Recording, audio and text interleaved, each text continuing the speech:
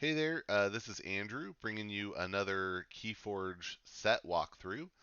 This time we're going to be covering Saurian in Worlds Collide, and I have with me Kevin Cote. Hey Kevin, Hello. how's it going? I, I am doing. I'm doing pretty good, Andrew. I'm just chilling right here with some water, man. A- Uh, And that's th- nice. this I should have asked you before we started, but did I butcher your last name or did I remember it right? Wait, say it again one more time. Cote. Oh wow, you said it right. I did? Okay, good. You did, yeah. All right. I know. Yeah, it's a French name. I look Asian, but I'm half French Canadian. Uh-huh. So I am like it's a weird combination. But you got it right. Well, the Awesome. world's a crazy place and we're all we're all weird, so you For fit right sure. in. Um, so before we jump into talking about Sarian, I just want to talk about you a little bit and how you got into the game. I guess I'll just first really quick set up. When we met was at a Prime uh, up in Sacramento, and that I mean that was like a great time, and I ended up having I think three lucky screaming caves in a row into Yes. control the week to manage to beat you, but then your girlfriend completely decimated me and went on to win the event, right? Yeah, I love my girlfriend. Nancy is great. Yeah, that was quite the game. I will never get that game. You, that was. I mean, I respect you a lot because the deck you played wasn't like super high SCS or super highly rated, but you did amazing. Well, I think you went like four and one, right? In qualifying. Yeah, something like that. And but the screaming cave giveth and the screaming cave taketh away, and I definitely high rolled in my game against you, so I was it was Oh fun. yeah, it was great. Like you have this love of Brobnar and like board control Mm-hmm. decks. And man, I love heavy creature decks. I'm not Mm-hmm. gonna lie. I think they're underrated, especially like SAS. If you look at the numbers, they underrate creature decks in Yeah. general.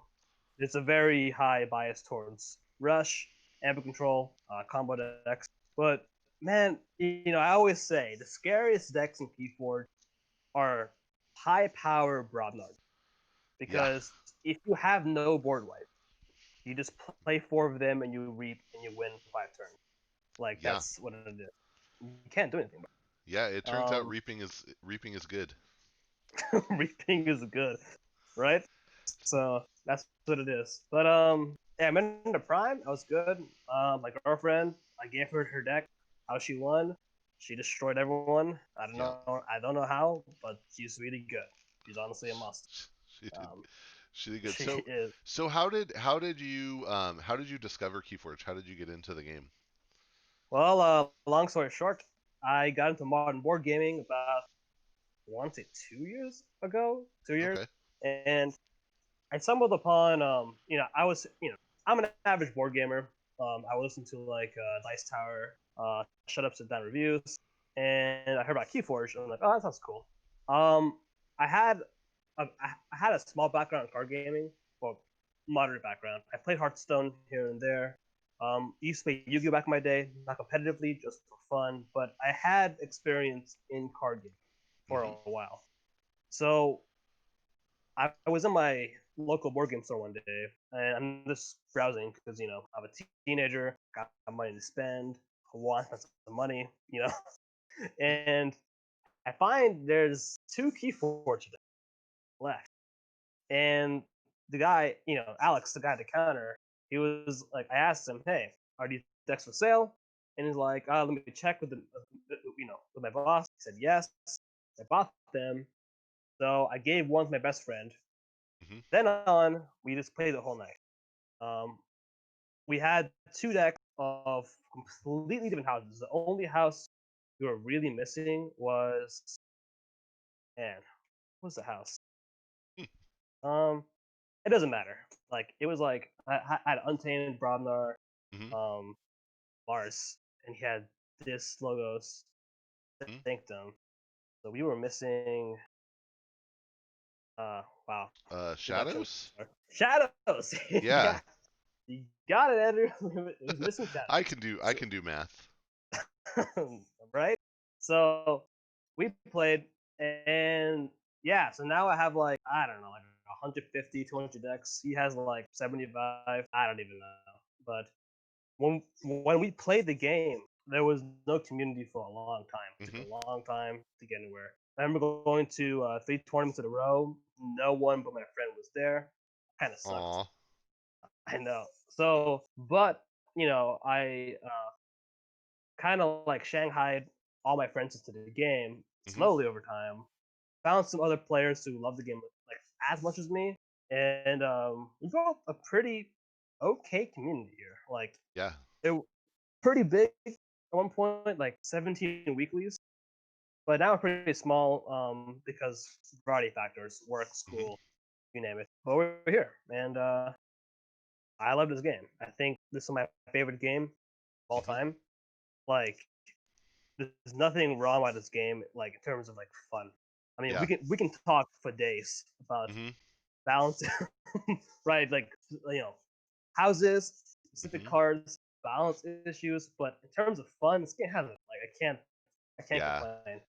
I know. I was playing Clank with my nephew a couple weeks ago, and Clank's a really fun game. If you haven't played it, it's like a deck builder. So if you've played Dominion or something like that, it's kind of like Right, that mixed with a dungeon crawling element. It's really fun, but man, the art is just so vanilla compared to Keyforge. Right? I mean, Keyforge is just every piece of art is telling an interesting story and right. colorful, jumps out at you. Yeah, really I fun. see what you mean. Yeah, I see what you mean. It's just like playing character, something like World of Yeah, Warcraft. And nothing wrong with that. I mean, that's that's their kind of choice overall. yeah. But I'm glad you brought that point up. Like Keyforge, like I was thinking of making an article series about just like the concepts behind the card, Yeah. and they think a lot about the religion of it, science of Mhm. it, like the history of the cards, a reference. There's so much thought into the simple thing, and I wouldn't say Keyforge has a lot of story, but it has a lot of lore. Yeah. You know, Yep. Yep. Yeah, that's a good way to put it. A lot of lore. Cool. Yeah. And speaking of articles, we were talking a little bit before. You've been developing a series of articles for Keyforge, right? right? So I've wanted to push out content for a while. I've been in this game since the beginning, and I've had a lot of Originally, I actually wrote an article for keyforge.com, which Uh that's a really old site. huh. I wrote, I know that it's not here anymore. I wrote for them a little bit. I had a popular article. I had some complications with the owner. He's a really good guy, but we had some complications at the time. No worries. My end, his end. mhm. But over the summer, and I want to say during the pandemic, I finally got back up to the courage to writing again. So Mhm. I wanted to, for me, I guess what I'm good at is just thinking of crazy things, like Mhm. crazy tactics. I like, there's so much depth to Keyforge when you really think about it. Yep. So much depth. It's not a strategical game; it's a tactical game. Mhm. Every single turn is just a puzzle for you to solve. Mhm. And I want to make a series where we look at specific card interactions in depth, and just tactics you can apply to every game. Not necessarily card oriented, but concept oriented. So my last article had to do with like discarding like useful cards. Sometimes you have to discard help from future self. Mhm. That may be a possibility. Sometimes you have to lose on the forms to win the game. These are all things you gotta think about. And right, so I just wanted to extrapolate as much as I can for my own gameplay, and just theory crafting what's possible in the game. With this insane amount of possibilities in every Right. game. Yeah. Yeah, Yeah. For sure. Yeah, and like, yeah, I was saying earlier, I think for well, for new players especially, but even for players that have been around for a while, like just the more content the better, right? Because um, sometimes we'll encounter a new idea and it helps expand our thinking, maybe open us up to a line of thinking or play that we wouldn't have considered otherwise.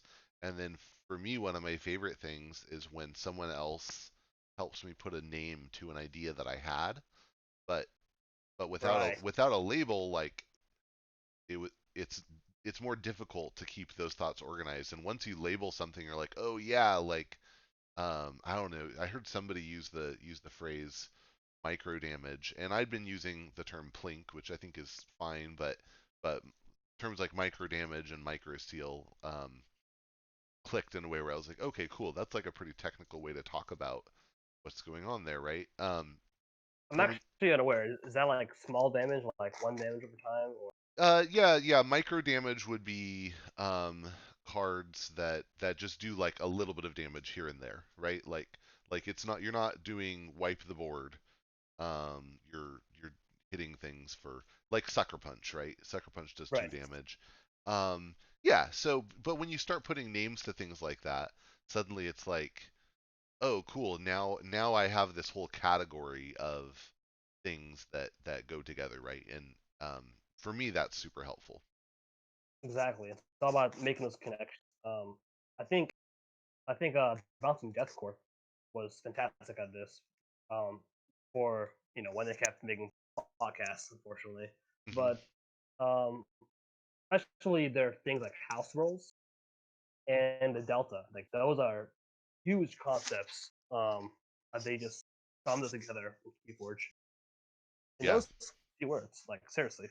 Hmm. Um, so yeah, man. Cool. All right. Let's dive into talking about Saurian then. Oh boy. So Here we so I have my like list of questions that I want to go through before we dig into the cards. And my first question to you is, let's say you're at a sealed event, you sit down across from somebody, and you see that they have Saurian in the Worlds Collide deck that they opened up to play for sealed. What capabilities are you thinking that they might have in their deck because of Saurian? So this is my opinion here, but in general, I'm going to say Saurian is the most well-rounded house in the game, Uh huh. especially Worlds Collide Saurians. They have virtually everything. The one thing that they're missing is going to be card efficiency, and even that they can make up in various ways. Uh huh. So in terms of what I'm looking for, mostly, I'm looking for your general stuff. They don't have a lot of um, Amber Punish cards, like too much protect, Yep. um, interdimensional graft per se, Uh huh. but they have a ton of Amber control, and they have a Right. ton of combo ability. So many combos. By far the biggest combo oriented house in the game. They have the power to swing a game in their favor without much repercussion. Yep. So what I'm looking for the most in it is big, heavy Amber control cards, particularly Tribute. Tribute's going to be the core of a lot of Mhm. Saurian decks. Six Semper is going to be another one. But I'm also looking for the board wipes, right? Axiom of Gris is going to be their big one Yep. overall. And so besides those two cards, what separates the shaft from the shaft from a good Saurian deck and a great Saurian deck Mhm. is going to be Exalt control. Yeah. That is the key factor of it. Yep. So big cards, Imperial Scutum, um, Perfectus, Perfectus Ludo, and any cards that can manipulate Exalt M. So Senator Shrix, um, anything like that. Yeah. Calculation Ideal, Yep. and Wards, right? Yep. Yeah. Yeah. Totally. So yeah, the stuff I put down. Um, First of all, it's worth noting in Worlds Collide, Saurian is the only house that has the word exalt on a card. So, Wow, um, good, so that's good to know. yeah. So so that's worth noticing. That does change. When we later on when we get into MM, someday, that changes. But in Worlds Collide, Saurian is the only house with exalt. And of course, Exalt is typically we think of as a cost, right? It's not a benefit to you. It's in the long run probably a benefit to your opponent.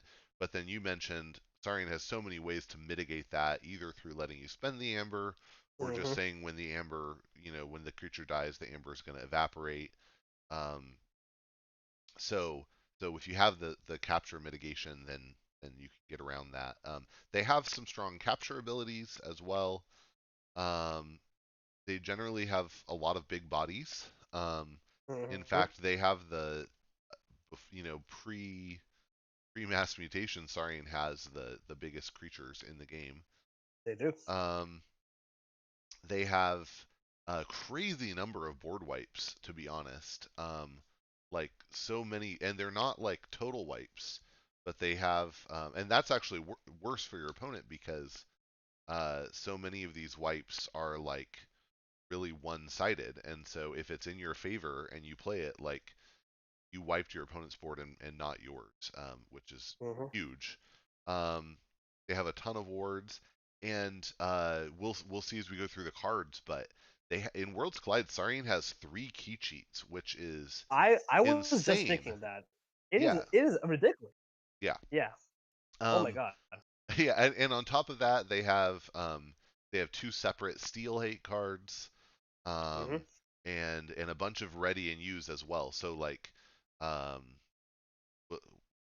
yeah, we'll talk about this later, but Dilophosaurus is such a good card. But of course, Broken card. it's an insta kill, right? It's an instant kill. But Mm-hmm. if you have these ready and use abilities, then it's like, I get to use it. You don't have a chance to stop me. So it can be pretty Right. crazy. Right. Like all those heroes right now, Saurians are the most overloaded house in the game, hands down. Like bar none. They Hmm. have they have everything to counter everything in the game. And even then, like I said, they lack actions. They have Marsh traits like in Golden Spiral. Yep. They have Logos traits in I cannot say that word. Philophosaurus, right? Yep. Yep. They have everything they need. They even Yeah. have cards to counter stealing. Like no other house has that. Odak the Patrician, right? Yep. Gargantodon. Those are insanely good cards to Yep. just destroy any amber control. Save, like, say, a Broadnar Grenade Snip or another Saurian deck, right? Yep. Or an IG, right? Besides that, they counter everything in the game. So, Yeah. like in general, like talk briefly on the exalt mechanic. They had a good idea going. I mean, give up an amber later on for benefit now. Like that's a good idea, right? I mean, Yeah. it Yeah. is It's a right. cool push your luck mechanic, right? Like I'm in control, but I'm making this trade off. Mm-hmm. Yeah. But the problem is they had so many. Well, actually, honestly, if you just remove like 3 cards from Saurian or Glide, there would have been a lot more balance as a whole, right? Yeah. And these cards are going to be. Right, we'll talk about it later on, but I'll just spoil them now. Exile, Six Emperor, Tribute. If you just remove these Yeah. 3 cards, Soren would be much, much, much more balanced as a Yep. house. But even then, like you could even argue that cards like Odak is borderline broken, or also the Gargantodon. That card is, in my opinion, I think it's kind of broken. Just because it's so hard to kill, right? You're gonna need like some sort of Yeah. selective clear against that. Yeah. But yeah, Well. and I don't think anti steal is bad, Hmm. honestly. Like Hmm. in my opinion, it Yeah. isn't a bad thing at all. We need more cards to work against stealing. That's why in MM we got a lot of captures, right? Hmm. Like that's a good idea, right? And I think there was a good direction, but the problem with Saurians is we're gonna see like pretty soon is their insane average power, Hmm. right? Which you mentioned. They have no creatures below 3 power, and 3 is the average power level, right? And even the ones with 3 power, they have ways to protect themselves, like Yep. talking like they have elusive on them, right? Armor, like even just one armor is strong, and Hmm. all the wards they have Hmm. and taunts, it's ridiculous, Yep. right? So Yep. Yep. It's a lot. Um. Okay. Cool. So let's say you are opening up a deck You see, okay, I have, I see Saurian. What other house would you like to have show up on a deck with Saurian? Shadows, the straight up shadows. The reason for that is shadows is they have a lot of cards that work with high amber control. Uh huh. So I'm thinking too much to protect. I'm thinking Right. Ronnie Wristlock, but also Mug. Mug is a great card. I think it's a common card Yep. in. Yep, that's and that card is works insane. You Hmm. exalt, you mug yourself, get an amber, get protect yourself an amber, and most of the time with Saurians you have a ward or you have too much power or you have some sort of armor to Right. mitigate the mug. So Shadows is going to be great if they kill off all these Saurians with board wipe. You got too much protect. You got Ronnie. Right. You should be a okay no matter what. Besides that, if you look at Shadows, I'll look for logos, particularly for the interdimensional graph. Hmm. Similar region for too much protect. But you also have the archives, set up those combos that we'll talk about shortly. Yeah. And you got some boarding. I'm thinking hologramophone, it's Yep. not like great. Oh But man. something else. Oh, yeah. Sorry, go ahead. No, no. Well, I was just gonna say, yeah. There's nothing I get more excited about having in my archives than like a Retor Gallum and a couple of failing strikes, right? Oh Like, oh man, my gosh. right.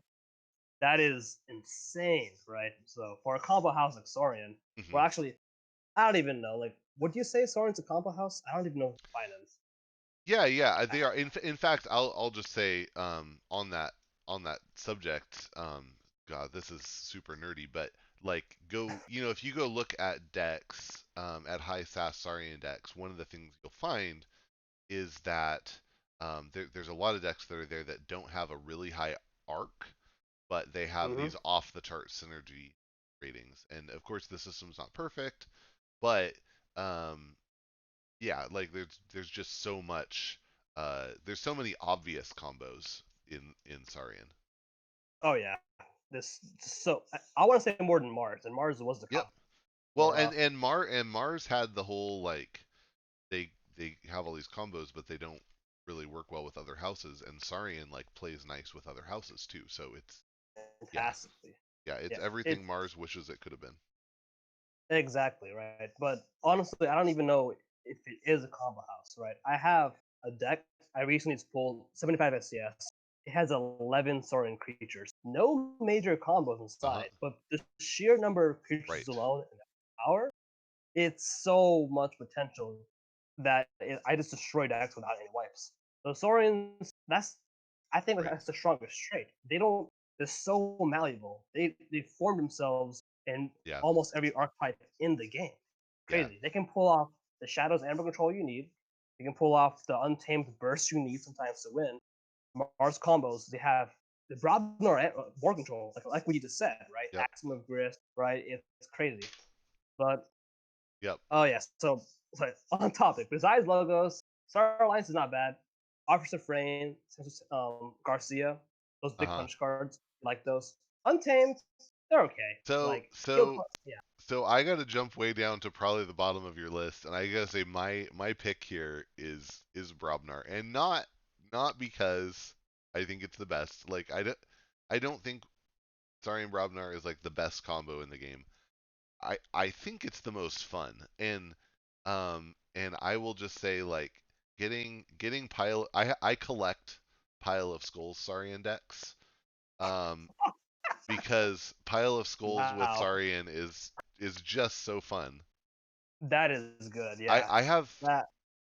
two different decks that have Pile of Skulls and Shattered Throne and Saurian. So you fight, you kill something, and you capture two. So anyway, that's just so fun. Um, and then you get into this weird territory where you have Compsos Haruspecs with Ganger Chieftains. Um, Hmm. and you can Oh just my have god, that's ridiculous. there's some stupid thing. I'll send you one of my decks later that's really stupid. But Oh my there's just a lot of dang. fun things that can happen. It's not reliable. It No. has all these like negative side effects that are not Hmm. it's that make it tough to consider bringing to a vault tour. But it's But it's fun. really freaking fun. Yeah. Yeah, that's the point. Yep. It's fun, you know. Yep. Actually, Brabnar was the second lowest. I want to say lowest is this, and that's because this has a lot of self destruction, which Saurians Right. don't want. Saurians Right. want to stay on the board. Yep. Made a couple of cards like Evil Eye, okay synergy, but not as much as IG and too much to protect overall.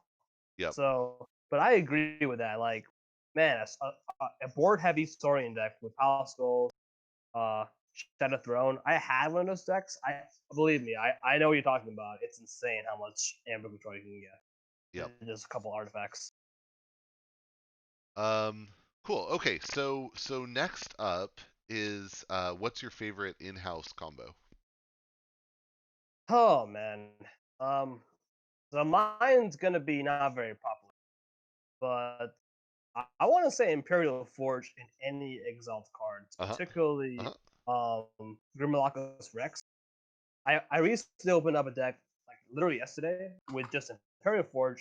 I love that card. I Uh-huh. think we'll talk about it later, but it's a key cheat in Saurian where you can forge for 14 amber, but it's -1 for every amber on a Yep. friendly creature. So you could potentially forge for less than a key charge with all Yep. the exalted amber you have, and it's just so fun to pull off. Now, Yeah. my opinion is, I think Saurian's most of the mainstream combos are pretty busted. If you ask me. Uh-huh. Um, I don't know, like what's your opinion of like say a Six Temper tribute, for instance? Uh-huh. It's really good. It's also like very on the nose. It's like, wow, I Yeah, I did that, but yeah, I mean it's a crazy combo. It's steal 4 gain 1, or well, it's essentially steal 4 gain um right? And well, still 4 gain 5, right? Because bonus amber, da, yeah, da, yeah. da. Yeah.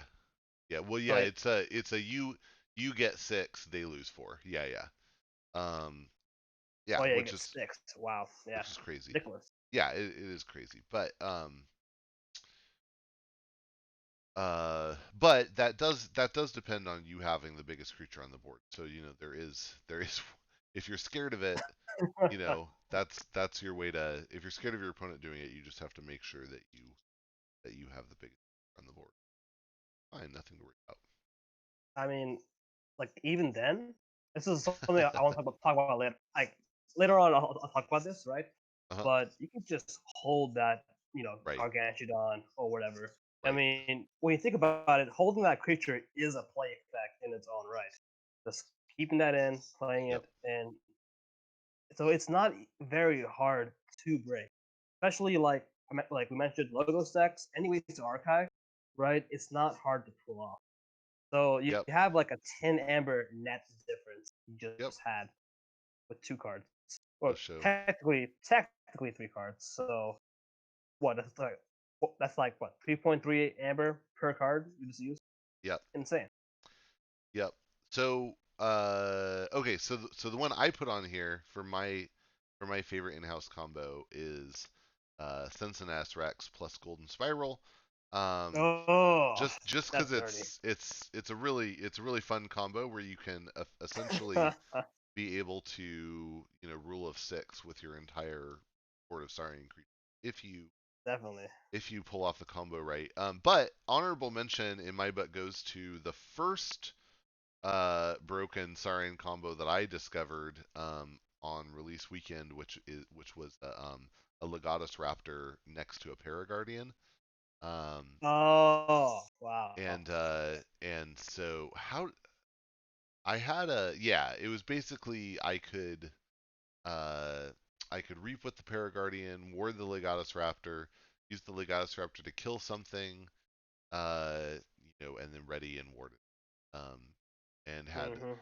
many fun times were had with that combo. But it's definitely not the best in the game, but it'll always have a special place in my heart. No, but I'm glad you mentioned that though, because that's kind of the fun but balanced Saurian I was hoping to Yeah, expect. Honestly, right?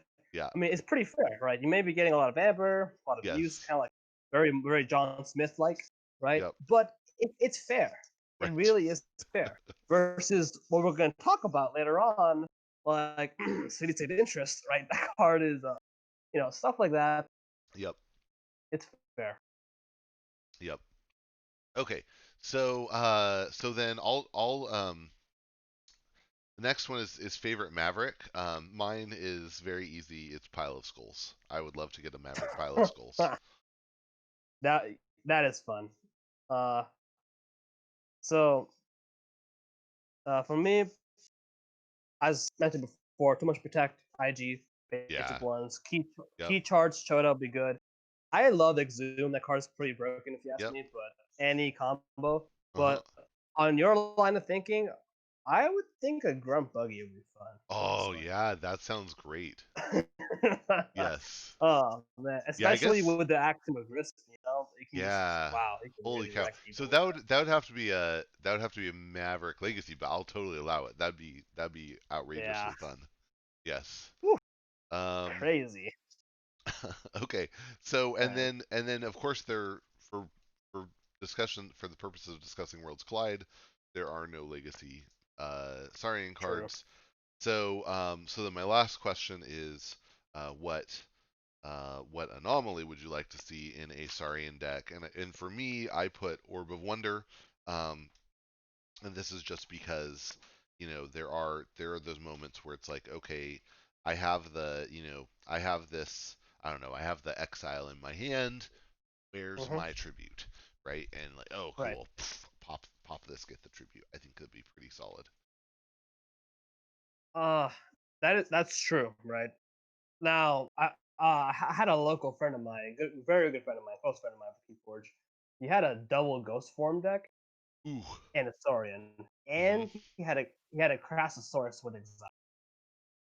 So Ghost Form can be extremely powerful. Saurian. The only counter would be like Balance, which is relatively common. You got Saria, right? You got Fear, these discards, right?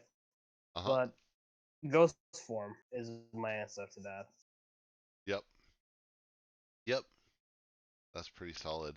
Um, okay, cool. So without further ado, let's go ahead and start digging through the cards. The way we do this is we'll start digging through the commons first. We just go through in numeric order, so it'll go commons, then uncommons, then rares, um, and then we'll just discuss them as we go along. So I'll get started with the first two. Um, First one is Axiom of Grisk. It's an action. When you play it, you ward a creature. Then you destroy each creature that doesn't have amber on it, and then you gain 2 chains. Um, and it's it's good. It's especially good because you have so many reasons why you probably have amber on your creature, right? Hmm. So yeah, really, very often one-sided. The only time I get sad is when I see on the other side of the board, oh, they have Saurian too, right? Right. or Sanctum, and like, oh, I guess this isn't going to do as much as I thought. Right. I mean, best case scenario also, you lose no creatures and you get a free ward. Yep. That's already pretty insane. Talking about the chains, like I think the chains are pretty fair. I mean, it's a Hmm. 2 chain card. Maybe bump it up to 3 chains, but it's a pretty powerful card. Like this is Yep. a staple among so many meta Saurian decks. Yeah. So, do you think it's fair the way it's placed at? Yeah, I do think it is pretty fair. Yeah, if you compare to um Gateway to Dees, like that had 3 chains. Um, the huge advantage that you get with Gateway to Dees compared to like Unlocked Gateway is you wipe the board and then play all your own creatures, right? So, Mm-hmm. um, so costing this similarly to that, I think is pretty good. Again, if anything, two might be a little low. But in my experience, like it works out pretty well. And like, when I see an opponent has this card in their deck, I'm thinking like, okay, cool. I know at some point this is gonna happen. I have to play around it and I have to try to like organize my hand around being able to bounce back from it. And and maybe I prioritize killing their creatures that have amber, etc. a little more. So, yeah, I think it's pretty fair. Right. I mean, maybe one thing I would change is ward a creature without amber. That Hmm. way, that way, if you had amber Yeah, creatures, you would ward enemy. Maybe then, but either way, like strong yeah, card, yeah. it's a fair card. Yep, Yeah. yep. It's solid. Cool. Okay, so the next one is Brooded on Auxiliary. It's a 6 power beast. It has taunt and hazardous 2. And yeah, this is really great for protecting some of your high value creatures. If you get this in a logo stack, way to protect your Edeyes. Saurian, it's good Mm-hmm. for protecting your Odoax, your Shrix, stuff like that. So really nice taunt creature. Oh yeah. I agree with everything you said. Something that's important to mention is this is a beast. Hmm. Huge. It's very huge. And the reason why is one thing, this has untamed synergies. Yep. So beast synergies. But you gotta keep it in mind for Spartosaurus. And you also gotta keep in mind for the good of the many. Oh right. Because these cards can destroy Yep. Groudons. Yep. So besides that, I mean, this is a great card. Um, yeah. Yep. Totally. Okay. Yeah. Go ahead. All right, we got a Chant of Hubris. This has one bonus amber. Very nice. And to play effect, move one amber from a creature to another creature. This is another staple of Saurian. Very solid card. At the very least, it's an amber. You can't go wrong with that. Uh huh. But you're going to be using it to manipulate those exalts, which make great Saurian decks. So something good you can do. I mean, default, you're going to be moving exalted amber to enemies and killing it, which is pretty fair if you ask me. Hmm. But you can also move Exalted Amber to another creature to use it. Yep. So big case Senator Shrix going Hmm. to be great with this card. Hmm. You can also use it to make Amber safer. So moving it from like say Questor Jara Yep. to a another big guy. Hmm. So super versatile. Yep. Yeah, good card and good flavor text too. Yeah. Yep. Yeah. Totally. And yeah, and I agree. Like it is really versatile, and I mean, I've seen people use this to move amber from an enemy creature to a friendly creature, which is like so weird, right? Mm-hmm. Um, but you can do that. So it really lets you do whatever makes the most sense in the situation you're in. Right.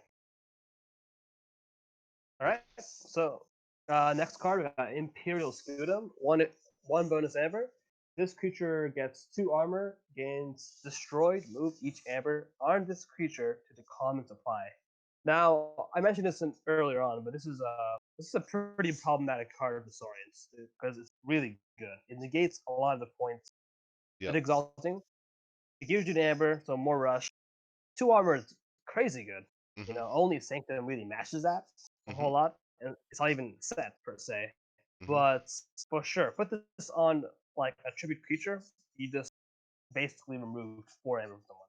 Yep. So I don't know. I think if they remove this card from Saurians, there'll be a lot more balance. I don't think it's in mass mutation, which we'll Mm. talk about it afterwards probably, but they had a very good direction, Mhm. way more healthy for Saurians. Yeah. Yeah, Yeah. man. Yeah. It definitely. Yeah. It can, especially when you see it happen. You see 4 amber go, and you're like, okay, that's just gone, and this creature's big. It can be really disheartening.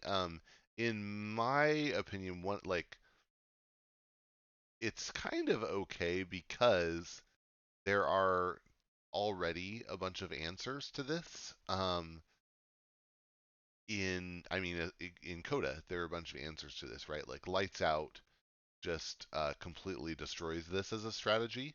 Hmm. And so do cards like Nature's Call and Lost in the Woods and Hysteria and I think there's some more.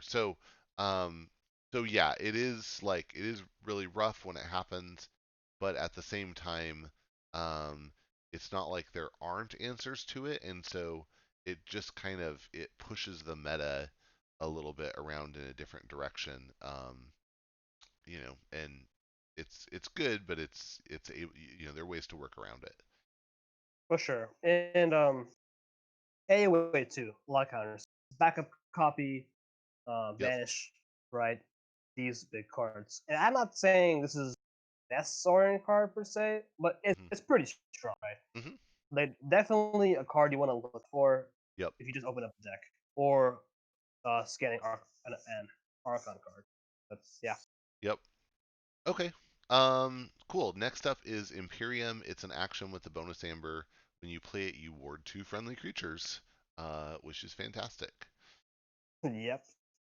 Um, and then Legatus Raptor is a 4-powered dinosaur and soldier with 1 armor.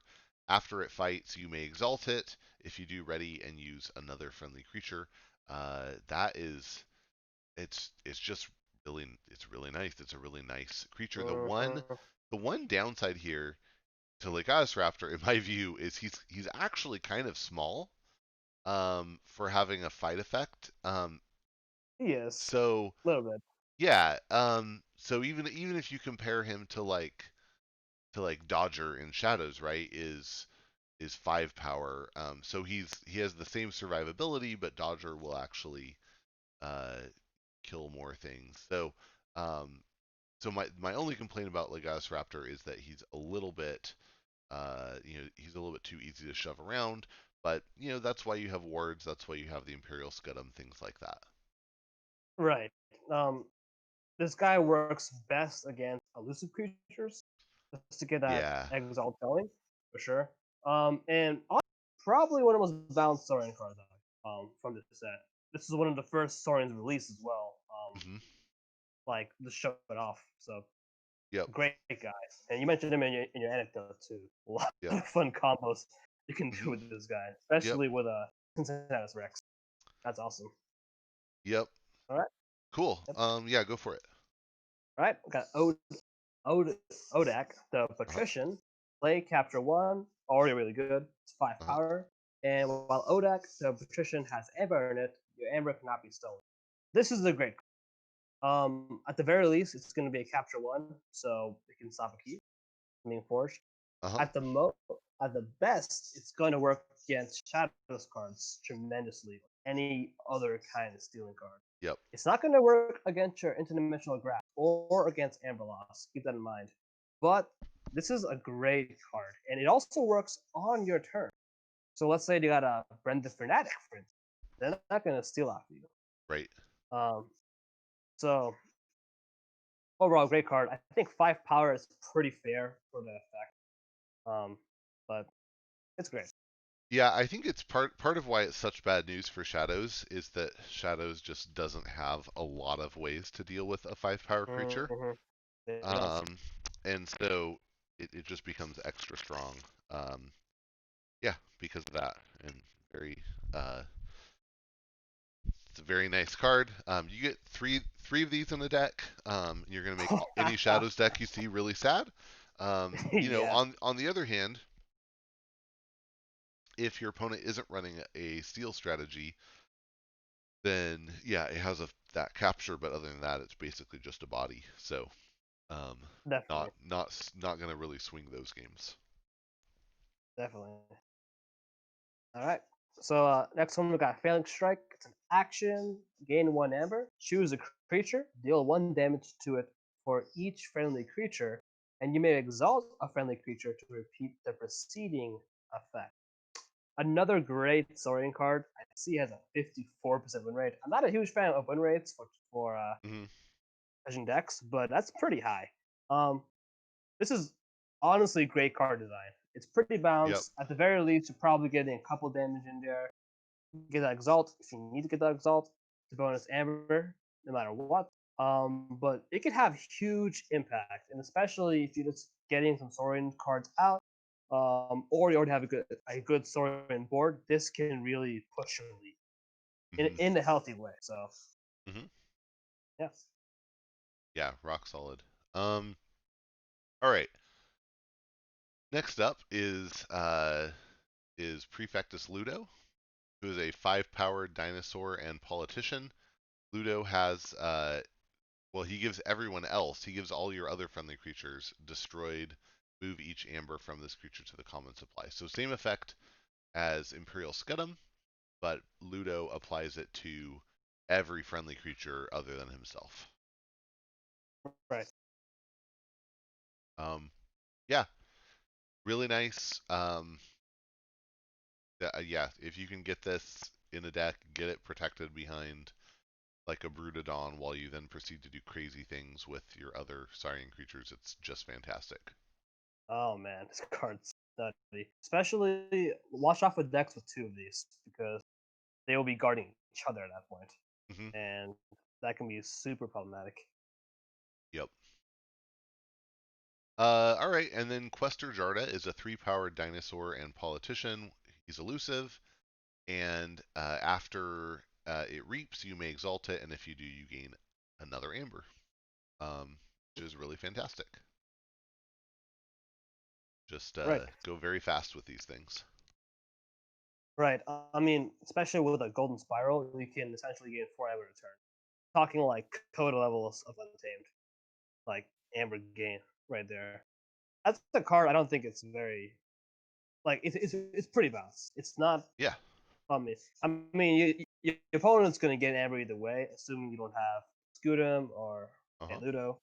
But yeah, it's a well designed card. Hmm. Yep, All I right. agree. Cool.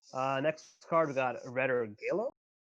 3 power. Your opponent's keys cost +3 during the next turn, and when you reap, you can exalt Redder Galen to do the same effect again. This is a fantastic card Uh huh. overall. Like 3 power, it's very fair. Your Hmm. opponent's keys cost 3. It's basically an on-play Lash of Broken Dreams or an Evil Eye without Amber, if you will. Hmm. Um, so I think the reap effect's pretty fair, and it's great card design because it gives you an incentive to play it and to save it, and it's pretty easy to kill. Even save for shadows, relatively easy to kill. It Yep. forces your opponents to deal with it. This is the kind of threat that make Key Force interesting because you have to kill this guy in Hmm. order to get ahead. Right. But it could be hard. Maybe he got that booted on Azura. Maybe it has some armor from the Scudam. Who knows? Right. Well, and aside from, unless you have some sort of like a Scudam or something else to mitigate the exalt, the interesting thing about that exalt effect is that it really only swings things. In the long run, it's only like a 2 cost increase because Hmm. eventually you're going to give the amber to your opponent, and so what it does is it makes it into a tempo play, right? Like it's not necessarily an all out I'm costing you extra amber like an evil eye would be, right? Right. But it's a tempo play. I'm costing you 2, I'm costing you 3 now, but I'm going to give you 1 later. And if you use it to slow them down once and then use it to make them pay more the next time, then you've really only cost them 1 in the long run. So it just ends up being like a fun tempo card in the same categories like a miasma, which I think is fun.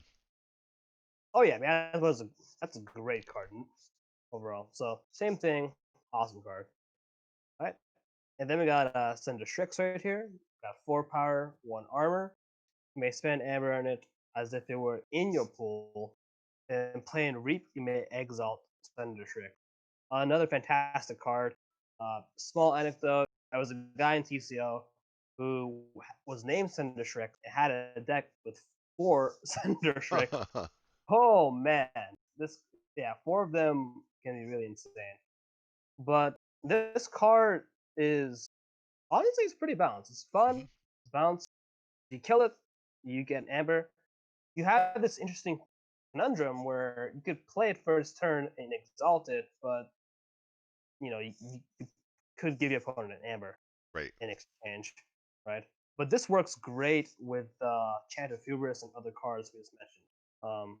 This is really part of the direction that I wish I would have gone with Saurian, Hmm. where it's like using the amber you've captured for your um, Right. for your forging keys, but without directly putting it inside of your pool. Right. So that wouldn't that counterplay. Yep. Yeah, I think it's to your point about it being a pretty good design. Like one of the evidences of that in my book is that probably 80% of the time when I do that play reap trigger, says you may, I choose no, right? Because Hmm. 80% of the time I decide, it's not the right thing to do right now. Which is probably a good, like, uh, that's probably a good amount. Um, and it means that when I do create those scenarios where it's like, oh no, now it definitely makes sense to do it, like it feels really good and like I earned something, you know? Exactly. Exactly.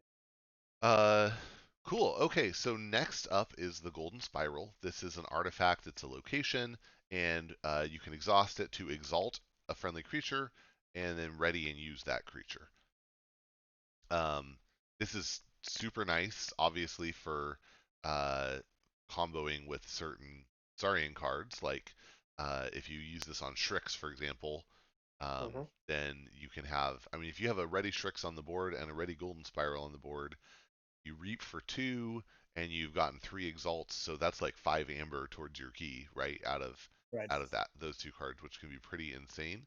Um, but it's also really excellent for getting to use your out of house cards on a Saurian turn. And so, like, one of my favorite setups is if I can use Golden Spiral on a Helmsman Spears, for example, right? Then I get to do more of Yeah. the combos. It's crazy. So there's really fun stuff. Right. Um. Yeah, I think the I don't know, like unpopular opinion, but I don't think this card should be in the sword, Mm. honestly, because like like you just said, this is more of like a Star Alliance kind of card Uh huh. where you're using a creature from a different house. So Exalt makes it Saurian, but the effect in general does not. And like as we'll see later on, like since it has Rex, other Saurian cards they benefit tremendously from this card. And with Amber Negation, it just gets worse. Something interesting to note is DOK puts it as a low arc card, Uh huh. puts it as 1 arc total Huh. you're gonna get. Like it gives it a point 0.5, negative point 0.5 amber control, but 1.5 expected amber, Uh which huh. makes sense. They're probably going to use it more or less twice in the game. Uh huh. But what it doesn't show is the massive synergy this has with other Saurian cards Right. in your deck. So, Right. or other off house cards. So, Right. Yep. Yeah, it gets real crazy really fast. Um, hmm. okay, and then the next card up is Thero Centurion. It's a 6 power Dinosaurian soldier with 1 armor, and after it you play it, and after it fights, it captures 1 amber. Pretty solid. Right. I mean, you can't complain when you have this card. It's a capture one. It's basically a better rating knight. That's what the Hmm. significantly better rating knight. Honestly, I wish they would have toned it down by like 6-1 is so strong. That's 7 effective power. We're talking Rodna levels of power right there. Yep. Um, but yeah, I mean this is a great card. Not particularly like broken either. Or by Yeah. just Yeah. I think it's pretty fine. And yeah, this with Scudum is 6 power 3 armor, which gets just out of control real fast. yes. But it's fun. You do it, and you're like, oh yeah, like I did the thing. Hmm. I'm so happy. Cool. Exactly. All right. So I have the honor of saying tribute, which is yep, a tribute. Whenever action play play effect. The most powerful friendly creature captures 2 amber, and you may exalt that creature to repeat the preceding effect. So honestly speaking, I like this card a lot on its own. I think it's great design. Um, it really makes your opponent manage your board to kind of mitigate like which creature is going to put it on. Yep. Either way, you're going to give your opponent extra amber for doing it. Um, and it's a capture. Captures are pretty fair in general, right? Yep. Probably going to have a wipe, probably instructions. The issue with this card is when we get to cards later on, like Earl Scuda, Yeah. Exemplar. These kind of cards to pull it in.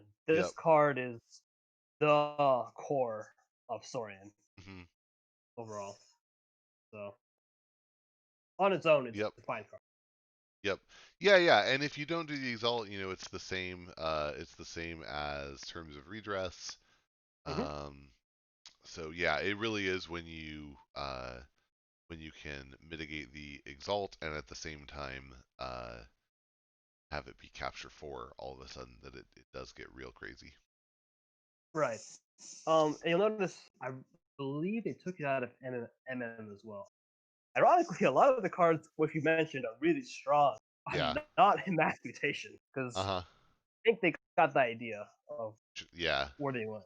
Yeah. Yeah, Yeah. That'll be interesting to see how the power curve changes. it will. I mean, like just speaking from this, like thinking about it, it's gonna keep Saurians fun, but they're gonna be a lot more toned down. I don't think they're gonna be the world's collide powerhouse they are. But what do you think? I will confess I have not read through all the cards yet, so I don't That's I fair. don't have a strong opinion. I know I scraped them, I have them, I have made PDFs of them. I have not read through all of them, so that I can kind of have a fresh hot take later. Um, but yeah, I mean, yeah, it'll be interesting to see. Um, it'll be interesting to see how it all pans out for sure. Right. I mean, the one thing I'll say right now is they don't get amber mitigation as much as they did. That's the big difference. Yep. But we'll see what that does. All right. Next one we got Saurian Legionary, 5 power, 1 armor. Ward a friendly creature. Great card. That's immediately all I can say to it. Is the Yep. ward, no matter what, you can ward itself, which makes it an excellent first turn play. It's Yep. going to be really hard to remove this card first turn. So you're probably going to get a guaranteed reap either way when you play this. Put it on a creature it's guarding, but this is a great card. Um, yeah. Yeah. Yep. 100%. Um, cool. All right, into uncommon territory now, and the first one we see is Ancient Power. This is an action with a bonus amber. You play it, you ward each friendly creature that has amber on it, which is usually going to be a lot of your creatures. So Oh yeah, this often turns into a play ward all your creatures. exactly. That's Soren's going to be insanely strong Mm. overall. I mean, if not, it's going to be an amber, right? I can't complain with that. Yep. Yep. But the the potential with this card, especially with like the rare card city state interest, is Mm. ridiculous, right? Yep. What you could do. Yeah. Yeah. It is crazy. All right, and then next up is Centurion Stenopius. It's a 3-powered dinosaur soldier with 2 armor.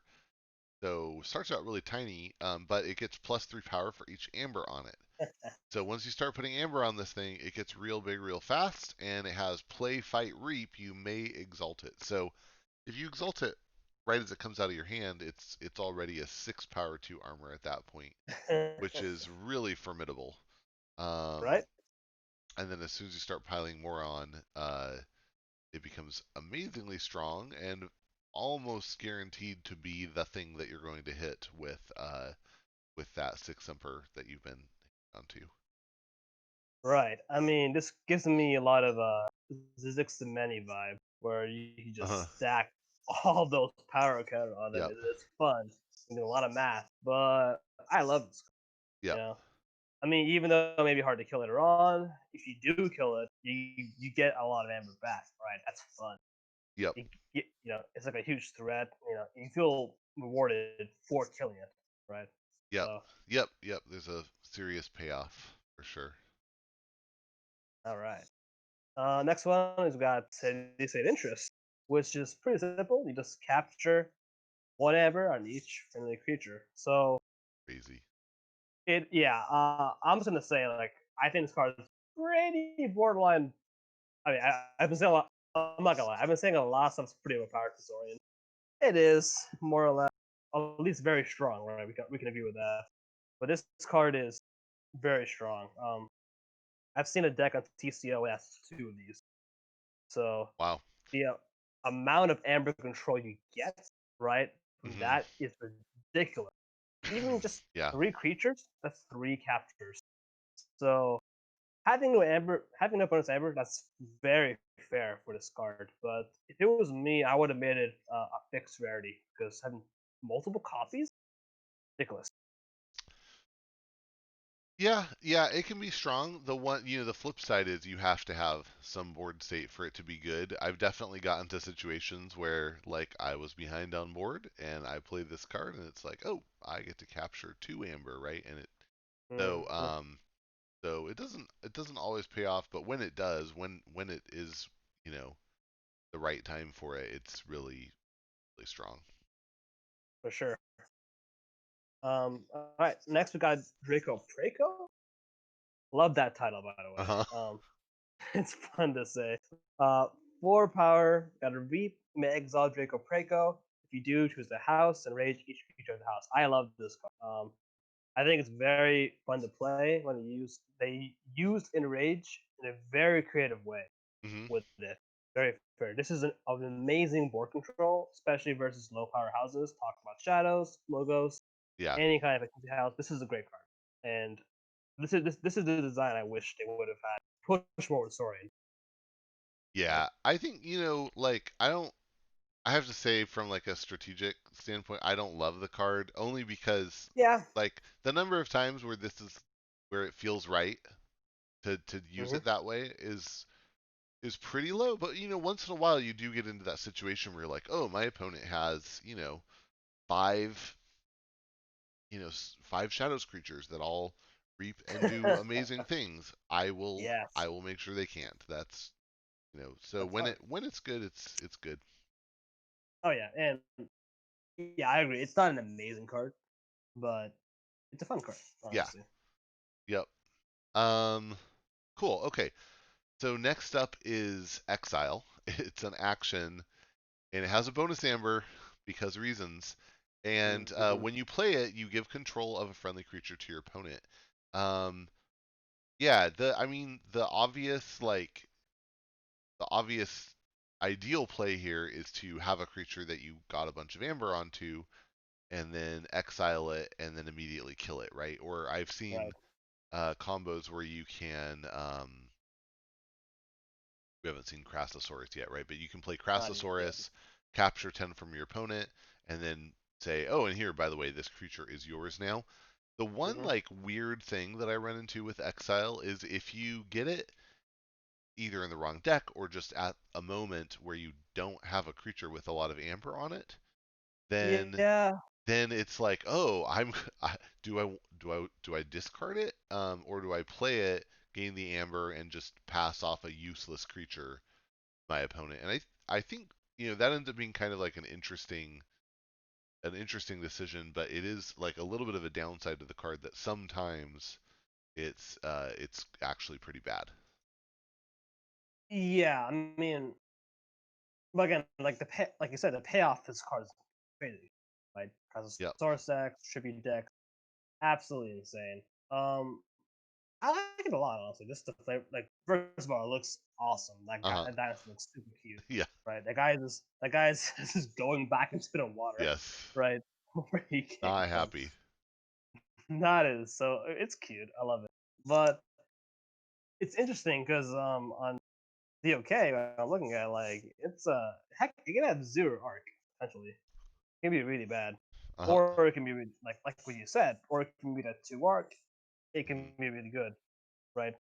It's always back to the point of what other cards on your deck. By itself, it's okay. It have Yeah. potential. But with Tribute, insane. Kratosaurus, insane. City Yep. Gate, insane. Right? So it's really like make it or break it. Like it can be awesome, or it can Yeah. be like you said. I'm giving, let's say, a hunting wish or something. I don't know. Like Right. whatever. But that's cool. Yep. All right. The real dream is to have your opponent play a oh my gosh, what is it called? What's the gosh? Oh, What, I'm being what bad house? at Keyforge. What's the shadows creature that you play to your opponents? Um Oh man, Scowling Caper. Yeah. Your opponent plays Scally Keeper, and you're like, never fear, I have Exile. Right? Um, And yeah, don't worry about it, Andrew. There are like 1,000 cards in this game. That's a lot of cards. yeah. That card is pretty rare, anyways. I've only Yeah. seen like 2 decks that has that, but Well, it's and fun. it's not. Yes, it is fun. It is not good. That's part of I think why why we forget what it is pretty easily. But I, cool. oh, I like it a lot. Honestly. It's I mean, it's it's it's fun. fun. Yeah. Uh, all right. Gargantodon Yep. is a 16 power beast. 16 power. That is huge. That's Um, amazing. Yeah. it but it enters play stunned. It only deals 4 damage when fighting. That's whether you initiate the fight or your opponent fights it. And each amber that would be stolen is captured by a creature controlled by the active player instead. And this is one of the weirder interactions in the game Right. um because it's captured by a creature controlled by the active player. So that means even if I steal, if I go to steal, I'm going to capture onto one of my creatures. My opponent steals on their turn, it's going to go onto one of their creatures. And then Kincan is this like really weird case where your opponent can steal on your turn, and then that means you capture your own amber, you mind warper yourself basically. So there's some weird situations that can happen here, but 99% of the time it's pretty straightforward. It's just you capture instead of steal. Right. I mean, like I said, it's a pretty strong card. Yeah. Like, above all else, I think you know, I think 16 power is a lot. Yep. If you ask me, it's pretty ridiculous. Personally, if it was me, I would have made like an ether spider where it wouldn't do any damage in fighting because 16 power is even four damage is a lot of damage. Let's be honest, like Mhm. that kills half the cards in the game Mhm. with that armor. Mhm. So the sun's fine, and the effect's good. Again, it just demolishes Shadow's decks completely, especially if you have Mhm. a couple of these, right? Combine that with the ODAC, like, oh, man, that destroys any kind of stealing. Yeah. But Yeah, the one downside is because it applies to you too. Like mhm, I've had this in a Shadows deck, and it becomes like a case where like probably 80% of the time the right answer if you draw this card is discard it right? um because it's not going to help you. Yeah, you gotta work around it. You need like a hidden run that something. Yeah. Just put that thing back. Yep. All right, all right. So next we got a library of Polyosaurus. It's an artifact. Action, move an amber from a friendly creature to your full. This is a great artifact, honestly, Yep. because almost always you're going to be getting some value out of it. With all the exalts in Saurian, you're going to be getting amber per turn, and this works exceptionally well with things like Questor Jarda that can just keep exalting and just repeatedly. So Yep. on its own, I don't think it's super. I don't think I think it's a good card, Mhm. right? The problem lies with like Quest for Jara, where I can just keep doing it every single turn. So the Right. only counter to that would be if I kill Quest for Jara, but that can be hard with the taunts, elusives, Right. the armor, the wards. You know, Yep. Yeah, with the right creatures or with the right support, library apply source becomes or it becomes effectively steal one, right? Action steal one that because that's exactly an amber your opponent would have gotten. Nice. right. And yeah, and but city gates, which we'll see later on, this is insane. So, Yep. Yep. my girlfriend, I think, had this combo in her deck, city gates, Spinosaurus. One deck too. So that was cool. Yeah. All right.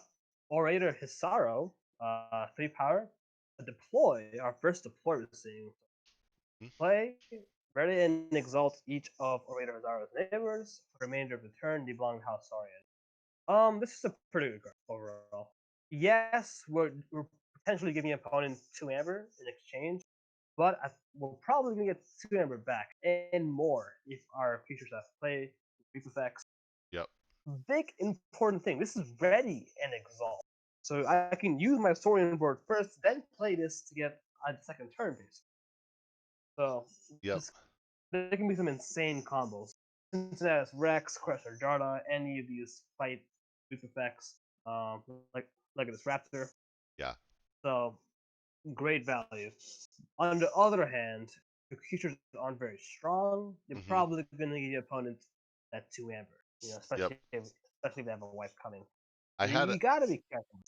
I had a really sad moment once where I had a this is like the weirdest situation, you know. But Mm-hmm. I was playing a deck and I had Orator Hisaro and Compsos Haru specs on the board. So Oh man. so so we haven't gotten to Compsos Haru specs, but it turns play effects into play reap effects, right? Right. So suddenly Order Hisaro's effect is play reap. It's great. And I go Logos and I play Academy Training onto Order Hisaru, thinking this is gonna be so amazing. Oh And I man. go to reap, and then my opponent points out, you exalt its neighbors. You don't make them Logos, you make them Saurian. It doesn't Oh work. no. It doesn't work. That's That okay. yeah, that's problematic. Oops. Oh Oops. Anyway. yeah, that's a fun. Yeah, I mean, maybe they would have. Maybe they should have fixed it to they belong to the actor. Oh That'd be no, it's fine. yeah. It's fine. It's just yeah, it's hilarious, and it's one of those like, oh, gotta be careful. You don't cards can do weird things sometimes. They have minds of their own. Hey man, it's a key force moment, right? That's That's right. fun to get. That's right. Exactly. All right. Paraguardian is a 6 power dinosaur soldier with 1 armor. That's already, it's just a big creature. Mm-hmm. Um, and it has Reap. You may exalt it, and if you do, ward each of its neighbors, which is really fantastic. It depends on what the neighbors are, but it can be so good. Oh yeah. Um, the yeah, the next one is this one is very satisfying when it pops. Oh yeah. Philophosaurus is a 4 powered dinosaur philosopher. After it reaps, you may look at the top 3 cards of your deck, archive one, add one to your hand, and discard one. And the number of times where like what you're getting is like a Saurian card and then a card in another house that is good to archive. Mm-hmm. That happens a lot. Um, Exactly. so it's so good. The Yeah, this card is insane. Uh, like I always think back. Is this card there for what it does? uh-huh. On one hand, Saurians don't have a lot of use effects. We just saw two, Bone Spiral, Orator. Besides that, they don't have a whole lot. Uh-huh. When it pops off, the value is ridiculous. Yeah. So if it was me, I would. There's a couple of things to do. Lower the power by one. That would help a lot. Just to keep it the medium average power Mm, 3. Exalt it maybe when you use it, mhm. or alternatively, you could also make it a choose effect. Archive one, add one, archive one, add a card, draw a card, or discard a card, Uh-huh. or even just cut one of the effects. Because think about it, you are going through 1/12 of your deck. That's a lot of Yeah. cards Yep. with just one effect. Yep. So Yep. is that yeah? Is Yeah, that really fair? Uh, it's fantastic. It's also it's also very killable. Um, so yeah. um, it's I think it's I think it's good. I don't know. It's a little high on the power curve probably. Mm. But I think it's good and fun. So I don't begrudge it by any means. Right. I mean, in its defense, it's forcing your opponent to deal with it, which is Right. good. That's a good gameplay, forcing people to interact. Yeah. Yep. Cool. Oh, my turn. All right. Good. So we got regrettable meteor, 1 amber bonus. Destroy each defensive creature and each creature with 6 power or higher. Off topic thing, I believe one of the champions for the tournament, he just showed this card off. as like part of his deck, either champion or runner up. But Uh-huh. this is a fun card. The very worst, it's an amber, so you can't go wrong with some rush in the deck.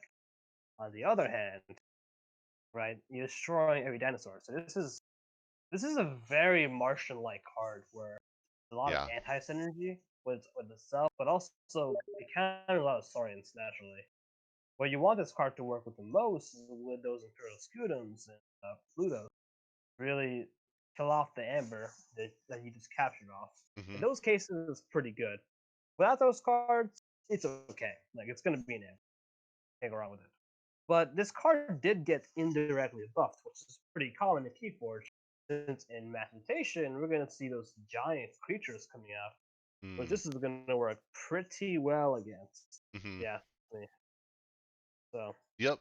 Yep, for sure. And yeah, I don't know. Like it's one of the nice things about it is if you get it at a point where you're a little bit behind, but you have some creatures in your hand, then it becomes.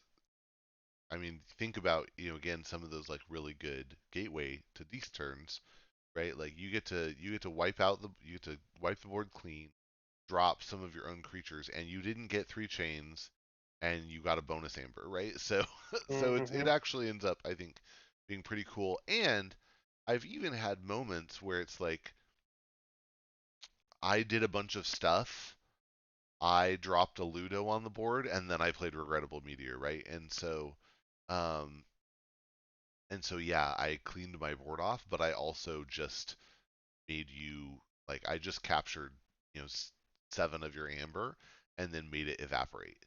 So there's even stuff like that where I think it can be deployed in really effective ways.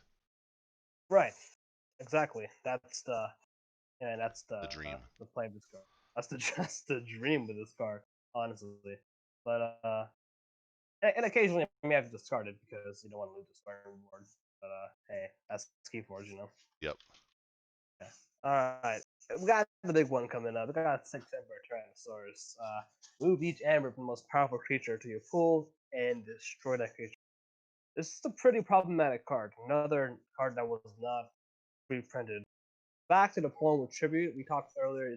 It's essentially a 10 Amber net difference you just had with Hmm. 2 cards, just or 3 cards, which is pretty insane. But Saurians, it's not very hard doing this card. It's they have a lot of power in general. Hmm. Brobnar can match it, but I don't know. Like I didn't see a Brobnar video yet for Worlds Collide, but they don't. The Brobnar power in general is really iffy, right? In Yeah. Worlds Collide, which is pretty unfortunate. But Yep. what's your opinion of this card, Andrew? Yeah, I think it's an interesting one. Um, Depending on the circumstance, like it can be very fun. It's definitely a cost to have to kill your own creature. I've had times where it just makes sense to use it to kill my opponent's really big creature, right? And Right. it's like a it's like a hand of Death that could only pick the biggest creature, and that's pretty fine. Um, and then I've had times where like my opponent, played a card, captured a bunch, then they're digging for their sixth emperor, and I beat them to it, right? And that can be pretty cool. So I don't know. It's a swingy card. I think um, I don't know. Like I don't I don't get super excited about having it myself. I don't get super worried about my opponent having it, but it is like it can be fun. It can be strong. It just all depends on the situation. Exactly. Um, cool. Okay. So next up is Stomp. It's an action with a bonus amber. When you play it, you deal 5 damage to a creature. If this damage destroys that creature, you have to exalt a friendly creature. That's kind of a weird dynamic because it puts you in a situation where you're like it's almost nicer if you can use it on a creature that's not going to die. Um, but at the same time, like killing creatures is really nice. So the real ideal situation is to have a situation where you can use it to kill something and exalt one of your creatures uh, in a way that'll help you. Or if you don't have any creatures on the board and you use this and you kill an enemy creature, then you try to exalt a friendly creature and you can't, so you don't. Um, so, but yeah, it's a bit of a weird card because of that dynamic. Yeah, I agree. It's weird, but I love it. I think it makes you really ponder how you like how you said, how Yep. do you use this card to your advantage, more or less. I think of it in a way as you're basically trading with your opponent. Okay, I'll kill your guy, but you get an in, right? Right. And usually it's going to be in your favor. Killing Wish of the Eye is better for an Amber. That's a word to trade, you know. Right. For instance, right? So at the very least, it's an Amber game, Yep. and just the card art is cute. Yeah. Yep. Everyone's doing burp, but yeah, probably top three of my favorite Saurian cards Hmm. just to have in my deck. Like it's just fun, you know. Nice. Yeah. No, it's definitely a very fun card. Um. Cool. Next up is and this I think has one of the coolest arts. Is Pterodactyl. It's a 12 power beast. So similar theme to Gargantodon in that it's really big, it's a beast, and it enters play stunned, and it only deals 4 damage when fighting. Um, However, this one has before fight, deal 4 damage to each neighbor of the creature it fights. So if you can keep this out long enough to unstun it and then get to use it, it becomes pretty insane board control. Oh yeah, oh yeah. Um, Yeah, the art is great in this card, like you said. I love what the artist did, where the perspective is in the face of the two dinosaurs, Uh huh. but it's focused in like the surroundings are kind of blurred. It's just focusing on like the beam loading up, which is pretty cool. Yep. 12 power is nothing to laugh at. That's ridiculous, but Hmm. it's pretty fair. I mean, 4 power in fighting, stun. This is great synergy with tribute, great synergy with Exceper. If you can get that going on, but like you said, the payoff is it's super worth it in this card, especially versus those low power creatures, low power boards. This can do a lot of work. Yep. So, oh yeah, good. All right, so next we've got the Caliphusian, the Caliphusian Ideal. Wow, these Saurian, yeah, I'm not gonna lie, Saurian as a house was the hardest house to remember cards names for, Yep. and I memorized cards pretty easily for this game. Yeah. Like it's pretty straightforward, but Saurians, man. Oof. Well, and I I know. think like Mars, the thing that Mars has going is that they're just made up stuff, you know. Yeah. But with Saurian, it's like actually crazy Latin stuff. Right. It's pretty impressive. I've learned a lot of Roman history, just like looking at these, like like right. I mean, it's cool. It's Yep, cool. yep, for sure. Which which this card in particular is looking at the particular area of the dinosaur, which is The that's the pretty interesting. the Bummel Yeah. region. Yep. So bubble region. Exactly. Wow. But okay, back to the card. It's an upgrade. You play it, you exalt the creature, and this creature basically becomes a center of the shred. I love this card, honestly. Yep. It adds. It's very fair to play overall. I mean, you have to exalt. At the very least, you can exalt an enemy creature and then kill it to get the ember back. In best case scenario, you're exalting something like a Grimlock's Ducks. It's a Hmm. great card to do it with. Something with already a lot of exalted ember on it. So it really helps a lot. But yeah, great card. But especially really good with like Imperial Scutum, Ludo, mentioned before. Forces your opponent to deal with it. Yep. Cool. All right. So next we got Tribune Palpitus, 4 power, 2 armor, dinosaur politician. Each friendly creature gets 2 power for each amber. Before Hmm. fight, you may exalt Tribune Palpitus. This is a great card.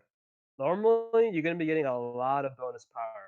My friend, who his first Worlds Collide deck had this card, You just love exalting the heck out of it, and it's Yeah. getting super strong. It's fun, right? It Yep. can get if you have no direct clears, either single target or wipes. This can get really problematic. It's gonna be Yeah. insanely hard to kill, especially with like say a Crassus Source, who's gonna have 20 extra power when you play it. Yep.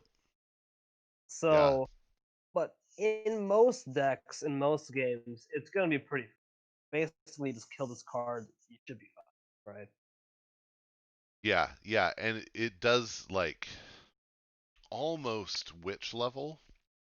It becomes a wow. I have to like get rid of this thing before Mm-hmm. things get completely out of control, right? Because Right. if you catch it early, you kill the Pompatus, then like you're pretty safe. But if you leave it out and the Pompatus gets exalted, the other stuff has amber on it. Oh my gosh, you are just in for you're in for a bad time. Oh yeah, especially combine that with the Centurion, man. Yeah. Yep. Oh, It's that bad. is it's really bad. Cool. All All right, right. so now we're going on to the rares now, which may introduce this first rare. Yes. Now, are you okay if we hit pause here because it's past midnight? Oh yeah, And pick up on a different night? I'll edit this out, obviously.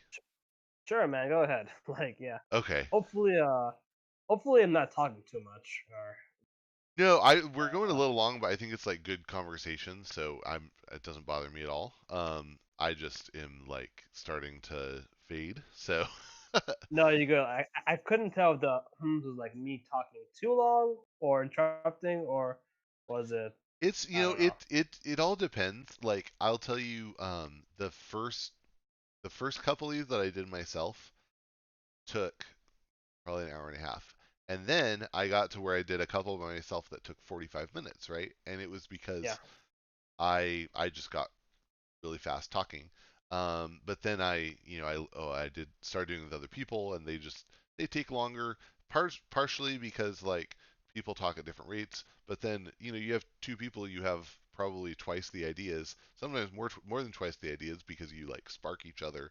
So it's no, it's totally cool. I super appreciate it, and yeah, I definitely want to finish this one, and then super looking forward to doing the Logos one. So But yeah, it's good. for sure, man. I'm just trying to adapt to you. Like, you think I'm talking too? Okay, cool. So we're back. We took about a week break, and we're back into Saurian rares. So um, I'll jump in and let's start talking about Auto Legionary. Auto Legionary is weird. It's an artifact. It is also a robot and an ally, and it can exhaust to put it on a flank of your battle line. And while it is in the battle line, it's considered a creature with 5 power and belongs to all houses. So the critical parts here are basically um, once it's ready as an artifact, you can use it to turn it into a creature, and it does normal things you would expect it to do, becoming a creature.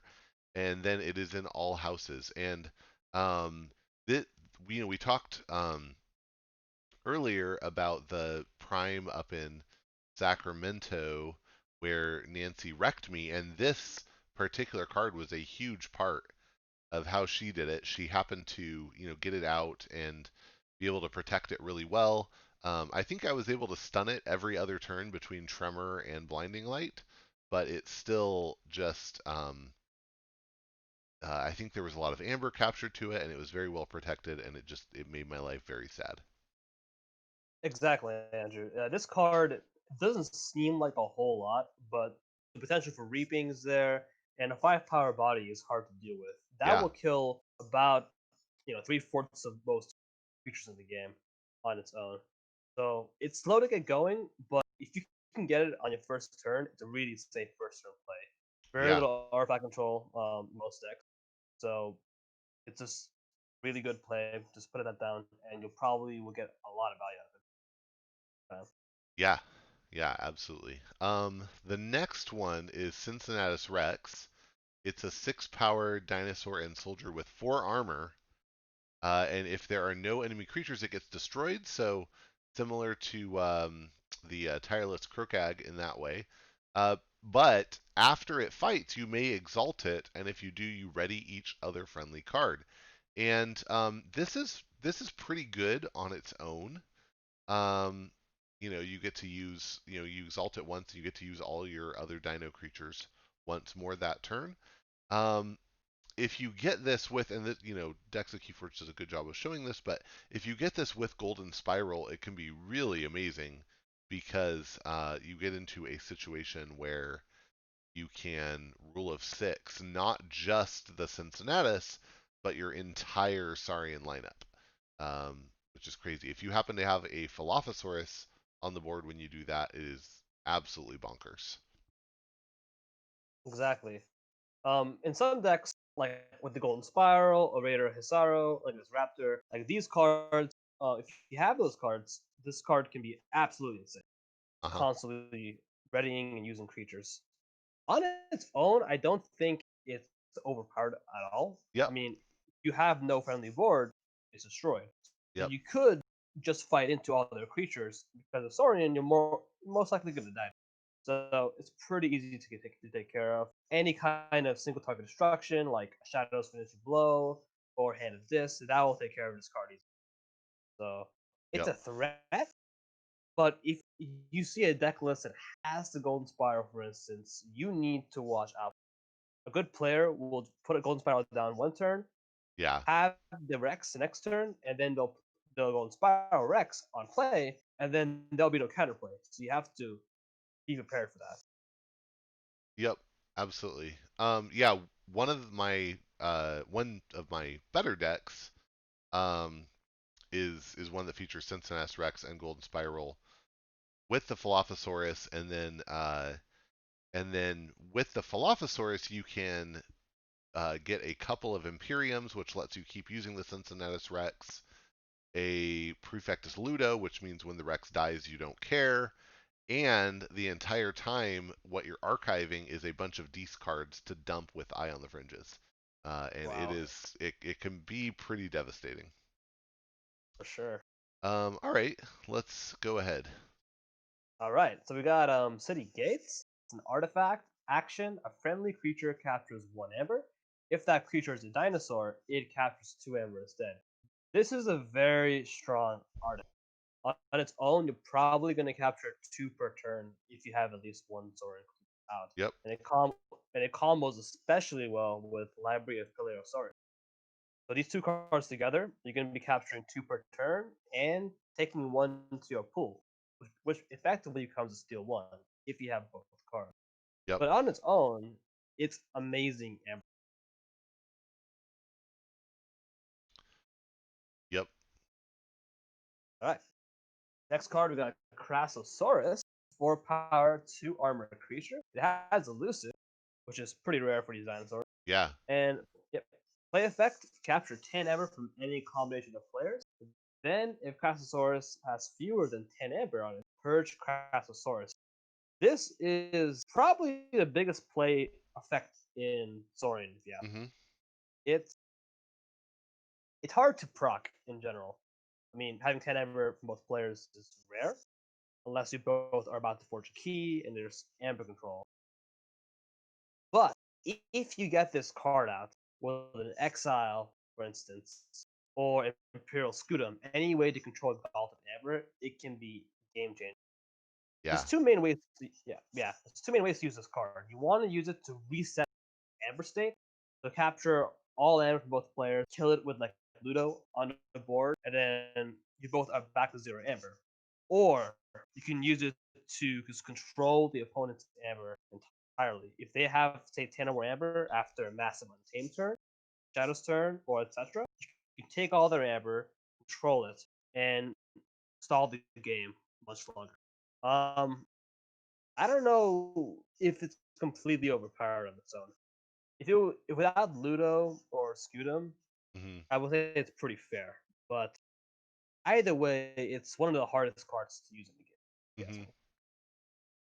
Yeah, a friend of mine has this with a I want to say there's an exhume, but additionally there's a mimic gel, and so Whoa.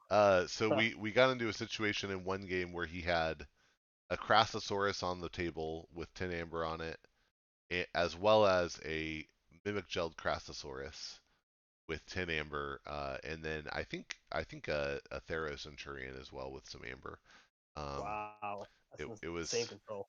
yeah, the game ended with you know something upwards of like 30 or 40 amber sitting in the pool because it just stalled so well, and yeah, absolutely, like being able to stall you know 10 amber is Insane. huge. It's huge, and the creature's fairly survivable too. It's only 4 power, Oh which yeah. isn't super impressive, but it has that 2 armor and elusive. So it's one of the more survivable elusive creatures in the game. Like compared to Kolf the Quiet is something you can compare it to, but really it's one of the more beefy elusive creatures that you'll find. For sure, Andrew. And we're not even talking about the ward Saurian has, right? Absolutely, I mean, if you ward this guy, it's gonna be a rough game for your opponent. that's sadness. All right. Next up we have diplomacy. A nice play on words there. Diplo, like Diplodocus, but this is diplomacy. Ah ha ha. Aren't we all laughing? Okay. It is an action with a bonus amber. It has alpha, so you have to do this before you do anything else on your step 3. And after you play it, until the start of your next turn, each creature gains before fight, exalt this creature. And this is an interesting one. I think there are some cases where this could be really interesting, like with if you have effects such as what is it? The oh wow, what is their key cheat that lets you Imperial Forge, yeah, absolutely. yeah, Imperial Forge, right? And so you do something like that. Maybe it's great. It also imposes a cost on your opponent for fighting. I haven't so far seen this be super impactful. It's interesting, but I haven't seen it be a very like uh game impacting card. What about you? Right. I actually just pulled this in deck recently, and I agree. It's not very impactful. Hey, at least it's a free amber on most Hmm. games, but half the time I'm not gonna play it. I'm gonna discard it because I want to fight my Saurians a lot of times. Right. There's Centurion, like this Raptor. Saurian is great fighting house, and this just works against it. Ideally, you want to play it when you have a lot of Saurians you want to protect, so to dissuade your opponent from fighting. But unless I'm in that niche circumstance with Imperial Forge, like you mentioned, it's gonna be really hard to use this action. Yep. Yep. All right. Next up is Favor of Rex. This is a really fun one. It's an action with a bonus amber, and when you play it, you trigger the play effect of a creature as if you had just played it. And this opens up lots of weird rules situations. If you use this, let's say you use this on your own Otowak, it captures a second amber, no big deal. But as soon as you're using it on your opponent's Restringuntus or on your opponent's Infernus or your opponent's Officer Frayne, there are weird things that come into that start happening, and it leads to some really interesting situations. But I think it's one of the more fun cards in Saurian. Oh yeah, this card is extremely interactive. Coda, we saw Mimicry, and then AOA came out, we saw Merkins. So Hmm. these cards all affecting manipulating your opponent's card. Favor Rex is the play effect, and man, I've had some really bad times with this card. Charette's capturing Mountainside, for instance. Yeah. It's insane. I've lost games with this card entirely. You're not going to see it often, but when you do see it, you need to watch out because it is one of the most game. It could be one of the most game impact on its own. Yep. Right. All right. So next card we got Good of the Many. Destroy each creature that does not share a trait with another creature in its controller's battle line. I actually like this card a lot because it really makes you think about your positioning on the board. Now, it's easy to work around, but if you selectively choose which creatures to kill Hmm. from your opponent, this could be powerful. Um, well, it does not have a bonus ever, so it's not gonna help with your tempo a whole lot. But best case scenario, it could kill at least one. Kill. It could mostly finish off their entire. What if played correctly? Yeah. Right. So Yeah, this and one got. because it's not alpha, you sometimes can have the opportunity to, like you were saying, clear out a couple of things. Maybe they have two beasts, but you fight one of them and then go to the many kills the other one. So, and it's important to remember one thing I've forgotten before is because it targets creatures that don't share a trait with another creature in its controller's battle line. It doesn't matter. If you have a beast, you might have two beasts, and your opponent has one beast. Your beast will be fine; theirs will die. So, definitely, there's possibilities to do some fun orchestration. Exactly. Actually, Andrew, scratch that. I completely thought this was a different card in Q4. Oh, Uh, when I read it, yeah. Sorry, I was thinking of something else completely. Okay. Remove that part from this podcast, and also remove the part. Yeah. So I'll do my best. remove the part. Sorry. Exactly. Okay. Sorry. Short creature has not shared a trait. Okay. I was reading it as I was reading it in that it does not share like a house kind of next to it. Ah, like the Yeah. group think So tanks. Yeah, yeah, yeah. yeah. So I was reading like group think thing. I was reading it wrong. Okay. Sorry. Okay.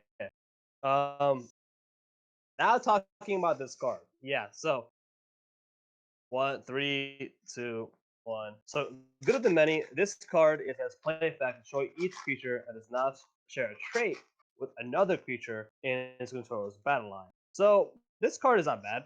No bonus ever, so not too good, but can be a good way to assassinate a creature of a house. So if Hmm. you don't share, for instance, like shadows, right, on the card. If you don't have any of the shadows creatures, you have Saurian, for instance, their creatures die, or vice versa for them. It's really important to note that houses with more mono traits, like Saurian, for instance, who almost always have dinosaurs, are going to be less affected by this than, say, Untamed, which has a large diversity of traits in their card pool. Other fun fact with this card is Brutodon Auxiliary is affected by this card since it's a beast. So you really need to read those traits when you play this. Yep. Cool. All right. Next we got Grimalothus Duck. It's an 11 power, 2 armor creature. Oh, with taunt and a play effect, exalt Grimalothus Ducks twice. Now, this is an interesting card. It is by far one of the most powerful creatures in the game. Power wise, a lot of armor, it has taunt, so it has a good effect in general, but it's a two-time exalt. So in a deck without any exalt control, like a Caliphate Ideal, um, Scutum, this card could be problematic, especially if your opponent has some sort of bounce effects like Hysteria or wipe effects, right? This card could be giving free amber for your opponent. Having said that, it is fantastic protection for a lot of other Saurian creatures, say Quest Jada, right? Red Galen. Um, these cards need protection a lot, and the taunt helps immensely. Other than that, it's 11 power 2 armor, so this could wipe almost any creature in the game, besides Yep. the next set, gigantic creatures. So Yep. fantastic card when played properly, but if you think the opponent has ways to control Exalted Amber, say bounce effect, guilty heart, words returning, you may want to discard this card. Yeah.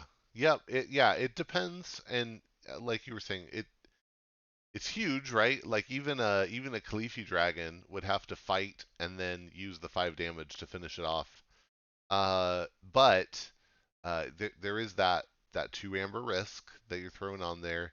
And so your best case scenario is going to be that you have some way to capitalize on that and turn that amber risk into something that's to your favor.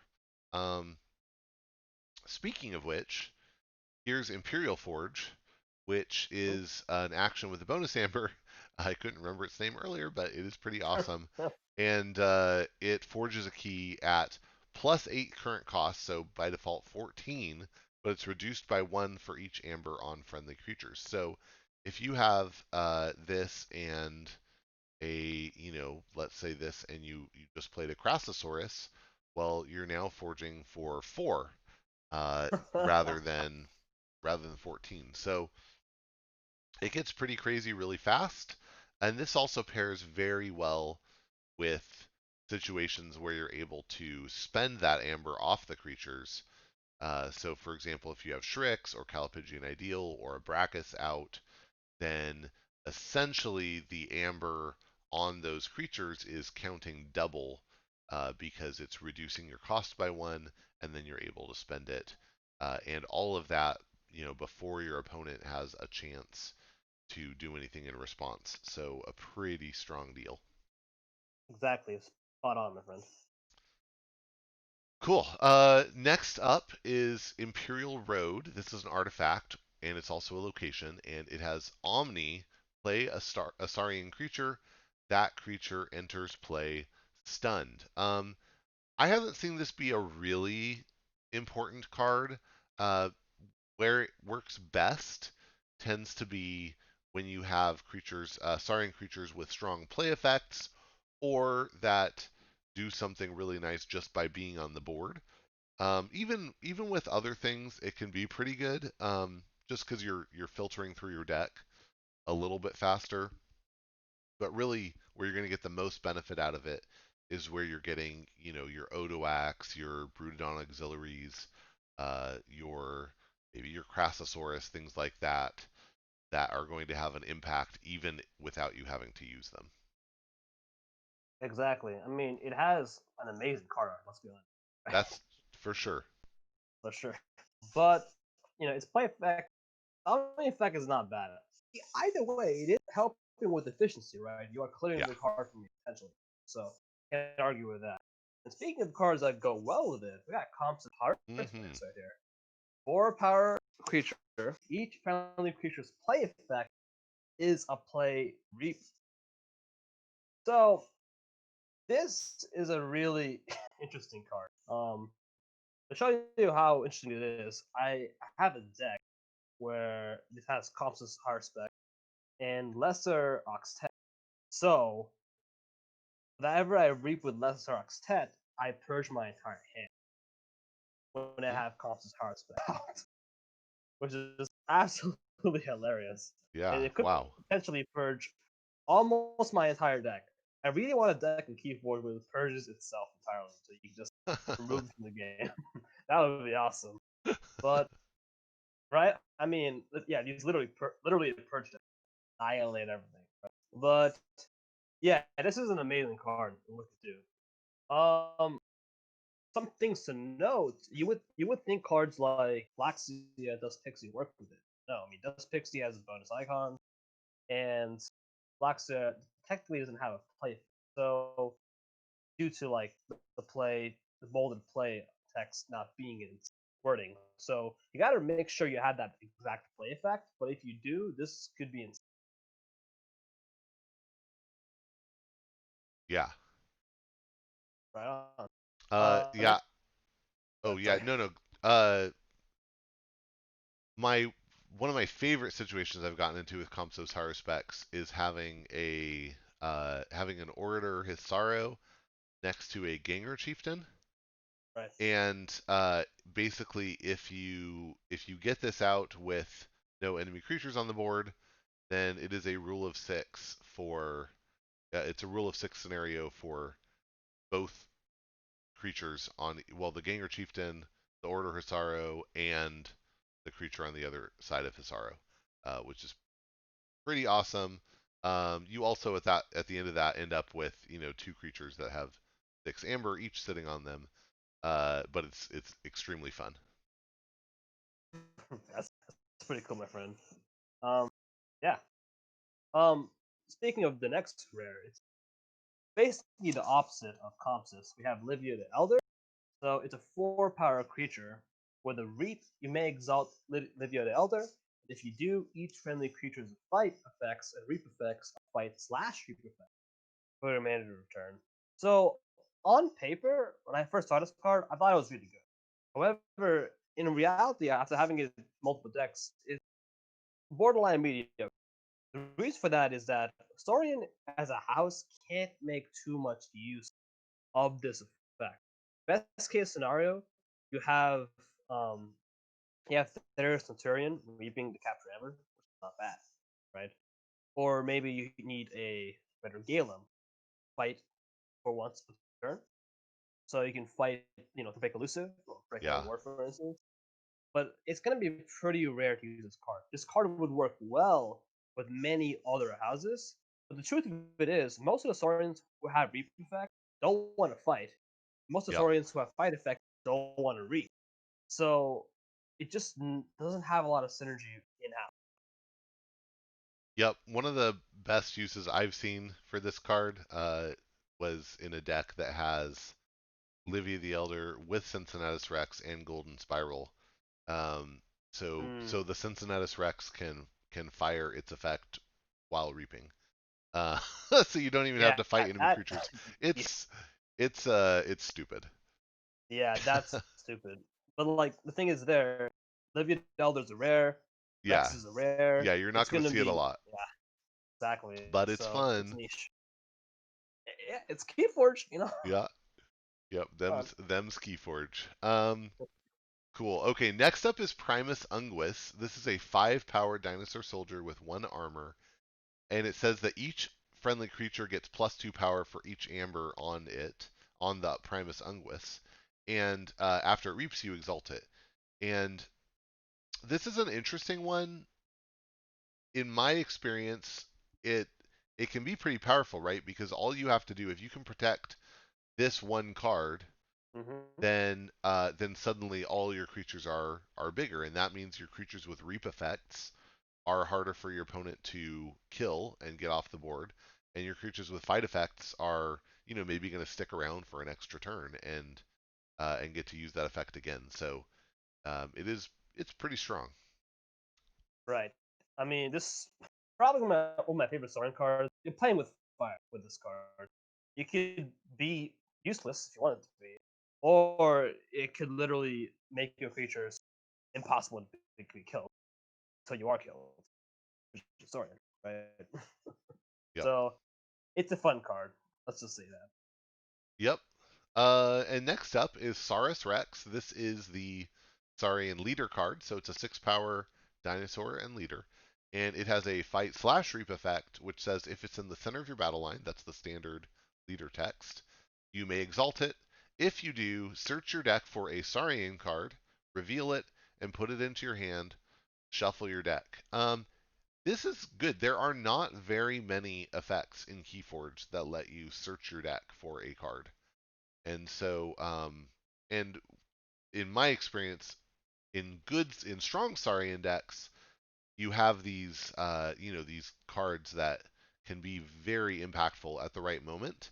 And so, this means getting that Tribune at just the time you need it, or that Imperium, or Ancient Power, or Axiom of Grisk, or whatever, exactly when you need it, which is really good. Exactly. Like we mentioned Saurian's potential as a combo house, so getting that other half to any combo, X Alpha Casasaurus or Six Emperor Tyrannosaurus for tribute, right? Hmm. This card is useful for all of it. And it doesn't feel, in my opinion, I think search effects are very powerful, Hmm. maybe too powerful for Keyforge. But this one feels pretty fair. I mean, it needs to be in the Hmm. center, you have to exalt it, and you have to fight in reach. All of these conditions are relatively hard to do. Yep. So, solid card. Yeah, so quick question on, in terms of Worlds Collide leaders, there are 7 of them. If we say like number 1 is the best, number 7 is the best, where do you put Saurus Rex? Oof. Um, I'm gonna say in the middle. Uh huh. And the reason for that is depending on the deck, this could be amazing, right? If Uh huh. you had those combo cards, heavy actions, this could be high potential. I had a deck with a lot of good actions, so I can make a lot of value from this card. But if you don't have those combo cards, you don't have good actions, its effect is kind of just going to be like, hey, exalt to search for one more creature, which isn't exactly good, unless the creature is like, a clutch Red or Galen when you need it, right? Yep. So it's it's in the middle for me. I mean, it's still a six body, right? But many of the other leaders have at least four. Yep. Yeah, Probably. I agree. I think like if you compare to some of the other, there are two leaders in particular that stand out in my mind as really really good, and those are Mhm. Zenzi and Val. Yes, And exactly.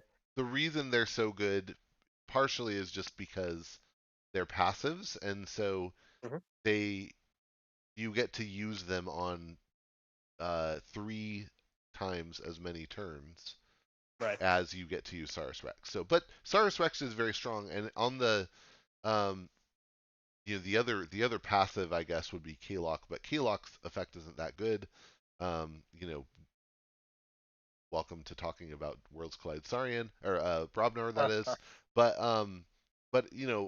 I think Saurus is maybe number three. He might be right behind Right. Somewhere Valenzenzi, in but that four like you range. said, it depends on what you have to search for, right? So Right. I mean, the thing about Zenzik and Val is that they're inherently good. They have high base value. This card yeah, is depending on that, and Elok completely forgot about that later. So forgettable. yeah, he's Yeah, when he's good, he's very good, but um, when he's not, he's forgettable for sure. exactly. All right. All right. So next card we got up is sorry about that. Great flavor text and great comedy in this card. Play effect, destroy a creature, its controller gain one. So this is a pretty versatile card. At worst, you're probably gonna destroy your own creature just to get an amber, which I mean that's pretty bad, but hey, you get an amber. Though it does combo well if you need to kill off a creature like Perfectus Ludo on your board, and you gotta control that Exalted Amber. Good for that. Really good for that. On the other hand, it does kill their creature, right?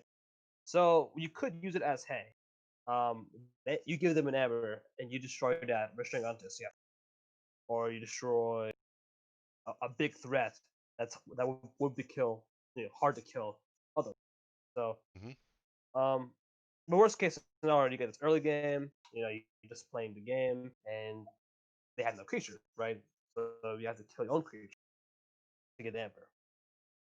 So Yep. it really depends, but it's an alright card. I like it. Yeah, I agree. Like the ability to just say nope, this dies is Hmm. good.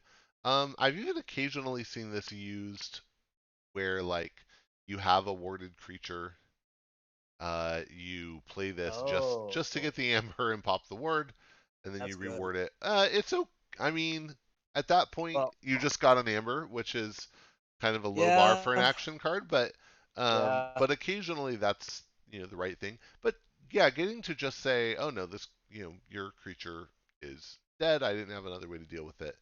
Can certainly be nice. yeah. Hey, I mean, at the very least, Saurians don't have a lot of destroy effects like Right. destroy a creature. This has that a lot of. So besides the Axiom of Grist, this is the other Well, main way to do it. they have a bunch, and I think we're going to see some more of them. But they're all two sided, right? And so this is one thing that is like, no, I'm only doing it to the one thing that I want to, and there's no restriction. Like Hand of Dees, things like that, Chimera Eclipse, they all have these restrictions on what they can hit. Um, and so I think this is important for that reason. Exactly. All right. So next up, we got Senator Breakus. 4 power creature, not bad. You may spend Amber on friendly creatures as if it were in your pool. And fight a Reap effect, you just exalt Sender Break. This is essentially an AoE Sender Shrix. It's a very powerful card in the right hand. With all the Sorin Exalt effects, this could potentially forge your whole key based off all your exalted amber, and it's a huge threat. Immediately award this thing if you can, because it's gonna do a lot of work. Big differences from this and Senator Shrix. Senator Shrix has an exalt on play, which could give more tempo in the long run. And additionally, has armor, maybe makes a difference. But Senator Shrix, you could really Senator Shrix is one card, so it's easier to protect than say your entire board with this Hmm. guy out. Then again, this guy, if you just kill this guy, go break us. Well, um, he, you know, basically done. So, still, fantastic card. Yeah, I think in my mind, one of the key differentiating factors is whether you are getting, a lot of other capture effects with this, right? So if you Mm-hmm. if you get this with hardly any other capture, it's obviously not going to be very good. If you get this with cards like uh, City State Interest and Oh my god, um, finishes. or I have one or two decks with this with Pile of Skulls, which is very fun. Um, or you get this with just a lot of random things: Odoak, Theros Centurion, Lilithal. It just if you have a lot of disparate capture effects, then suddenly this becomes very good if you have a way um, to protect it. And what ends up happening to your opponent is they have to look and say, okay, I could kill that thing, I could kill that one creature over there, but there are these three other creatures that all also have amber. I don't. Anyway, it can add up, and if you have cards, other cards that just care with amber being spread around, like a Pompatus, right? Suddenly you get a lot of value out of it. But and so I really get a kick out of hunting for those decks that are like really maximize it. Mm-hmm. But it is a unicorn thing, right? Like most of the decks that it's in, it's kind of a dud. Exactly. Cool. Okay, next up is So Salt. This is kind of comparable to Diplomacy, except that it's a hard cannot, but it is an action with a bonus amber. It has alpha. And it says until the start of your next turn. So everything up till this point is the same as Diplomacy, but this one says creatures can't reap. And that's interesting because it includes you. Mm-hmm. So that's a little awkward, but it's all going to depend on when you get it. If you get this on a turn where you want to fight and not reap, then that's great. If you get it on a turn where you don't have any creatures out yet, that's great. But I would personally rather play a style of Saurian where I'm just controlling the board enough that my opponent can't reap. Exactly. Yeah. I mean, I'm not gonna lie. This is probably my one of my top three favorite cards. Mm. It just looks. This looks awesome. I'm not gonna Hmm. lie. It's very Saurian-like, being very bourgeois, right? Very pretentious, uptight, Uh huh. and you just see the dinosaur below him. I think it's a dinosaur below. It's more like a chair, but it's very condescending, and I Uh love huh. it for the Saurian vibe. But yeah, as a card itself, it's all right. I mean, it's a bonus hammer, but it is essentially a better version of Doom Duo, kinda. Um, that's debatable. Either way, it does mitigate a little bit of your opponent's amber gain. That's good. Yep. Um. Cool. Next one up is another kind of crazy effect, Spartasaur. This is a 6 power dinosaur and soldier with 1 armor, and it has fight gain 2, which is pretty good. And it says that after a friendly creature is destroyed, destroy each non-dinosaur creature. Um, and that's really bonkers. That makes this a very very good protection card because if you can uh, reliably kill one of your cards on your turns, then you will be able to keep the board very wiped. That's of course like except unless your opponent also has dinosaurs, in which case you will have to deal with those separately. But it is pretty strong as a board control feature. Exactly. Like this card is why I love Keep. Like really crazy effects that, in my opinion, is hard to use effectively. Hmm. Can be a big give and take, but a great player will use this card in their advantage fully, right? Um, I think my first Saurian deck was I had this card, and I was just learning to use it and play it properly. It had this card in general order, just so much potential board wipe outside. It was hard to use, but when played properly, it was amazing. Having said that, mileage in this card will vary. So in a deck with a lot of Saurian creatures, especially like 7 or higher, this could be very useful. You can wipe out any board by killing any friendly, Hmm. and just keep those that Saurian board. Yeah. Combine that with like the Breakus and the Shrix, the Galem, the Jarda, right? It could be massive. But without many Saurian creatures, this could just be a mini gateway to this without a change, and that's awesome. Yeah. Yeah, I think the one thing that people sometimes forget about this and that it's important to remember is that it still if it dies, then it does not trigger, right? So Hmm. it has to be a different creature that dies. If it if it hits the discard pile, then its effect can't trigger. So important to remember that, but otherwise, lots of good stuff you can do. And I'll just say this is in the same card pool with Brend the Fanatic, so there are Mm, really nice opportunities to even blow up your own. It's a good way to blow up your own Brend sometimes. exactly.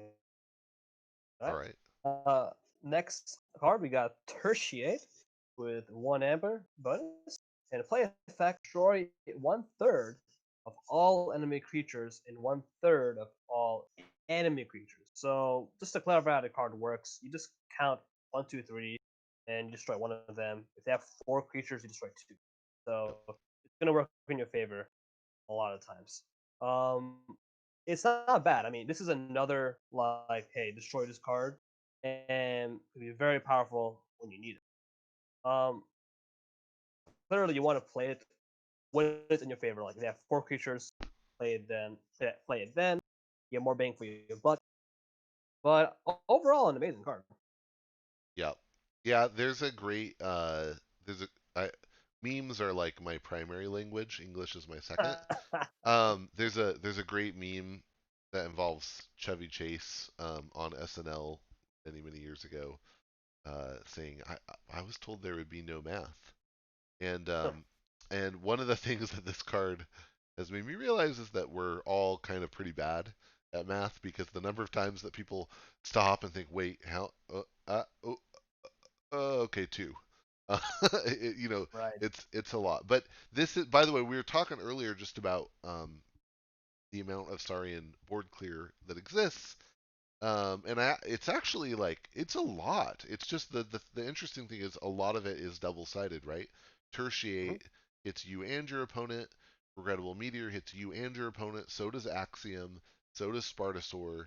Of course, they all. Uh, there are ways that you can make it hurt your opponent more than it hurts you, but it is it's interesting. Saurian has actually so many board wipes. They just are pretty much all double sided.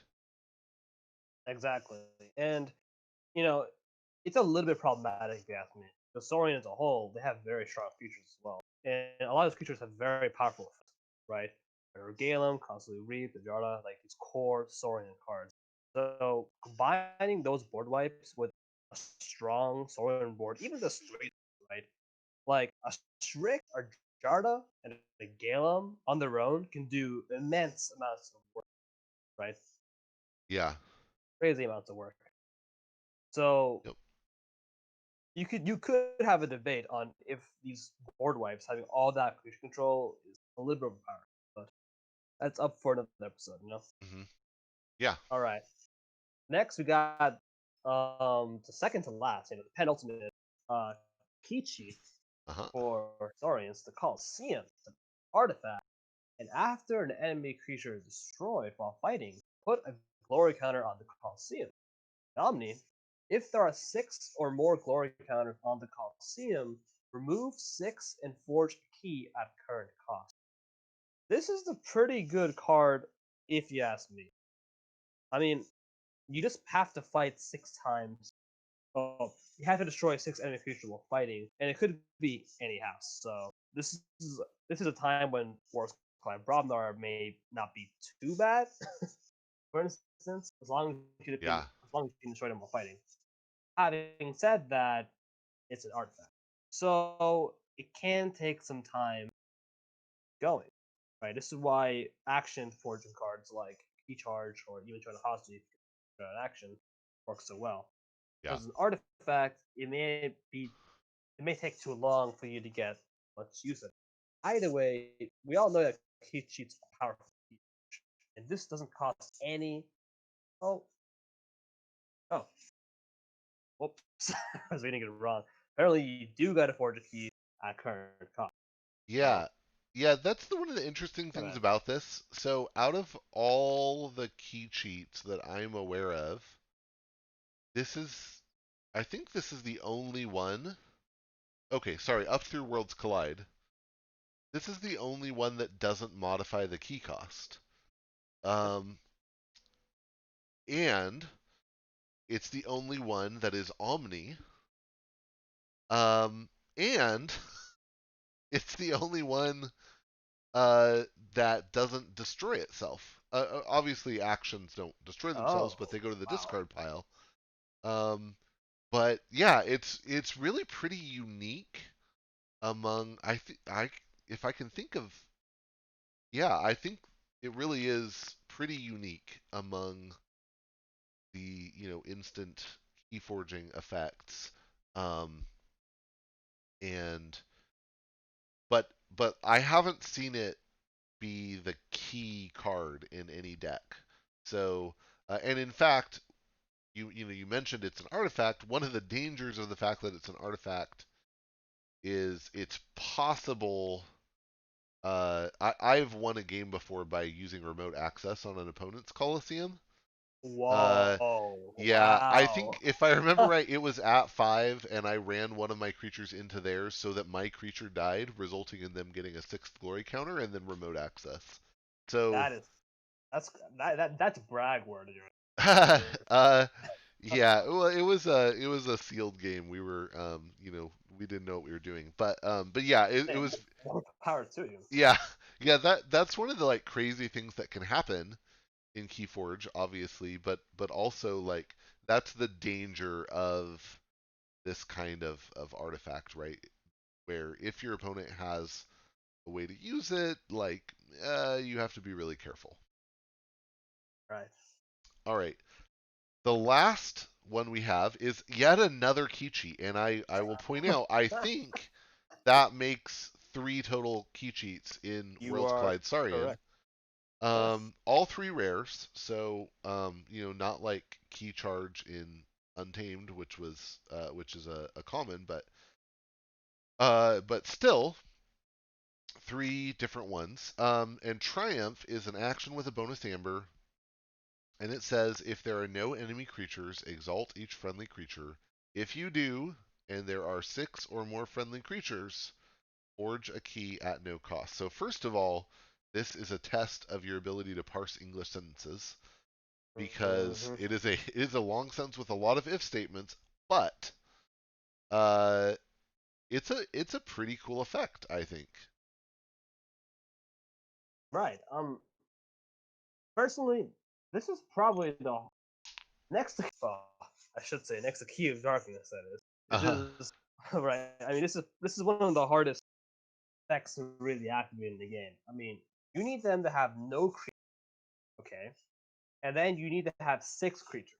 Yeah. That's hard to do in a lot of games, Yeah. in general.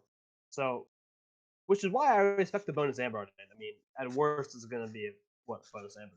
Uh-huh. Having having said that, it's a pretty fair card. If you do activate the effect, you have 6 creatures with exalted amber. That's literally worth the key right there.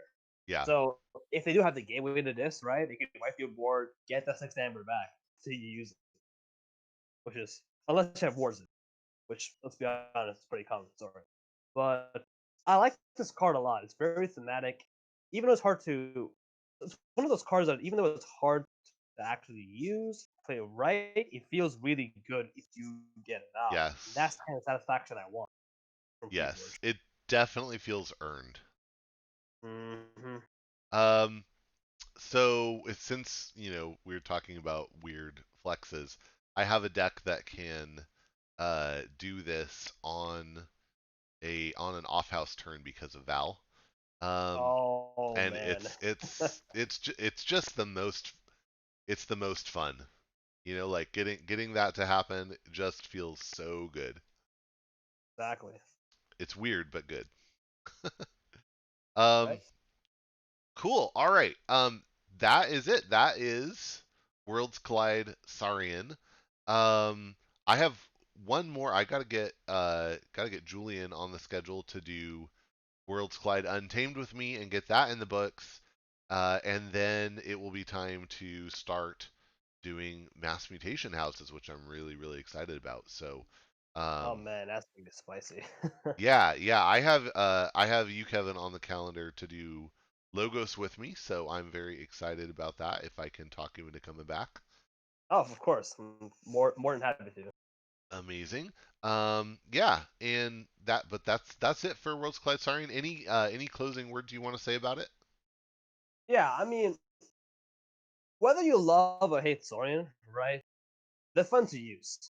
Yeah. Above all else, I think they hit the theme off very well when they first released. And if you haven't tried it out, if you haven't tried any Worlds Collide decks, get a good Saurian deck and have some fun with it. Hmm.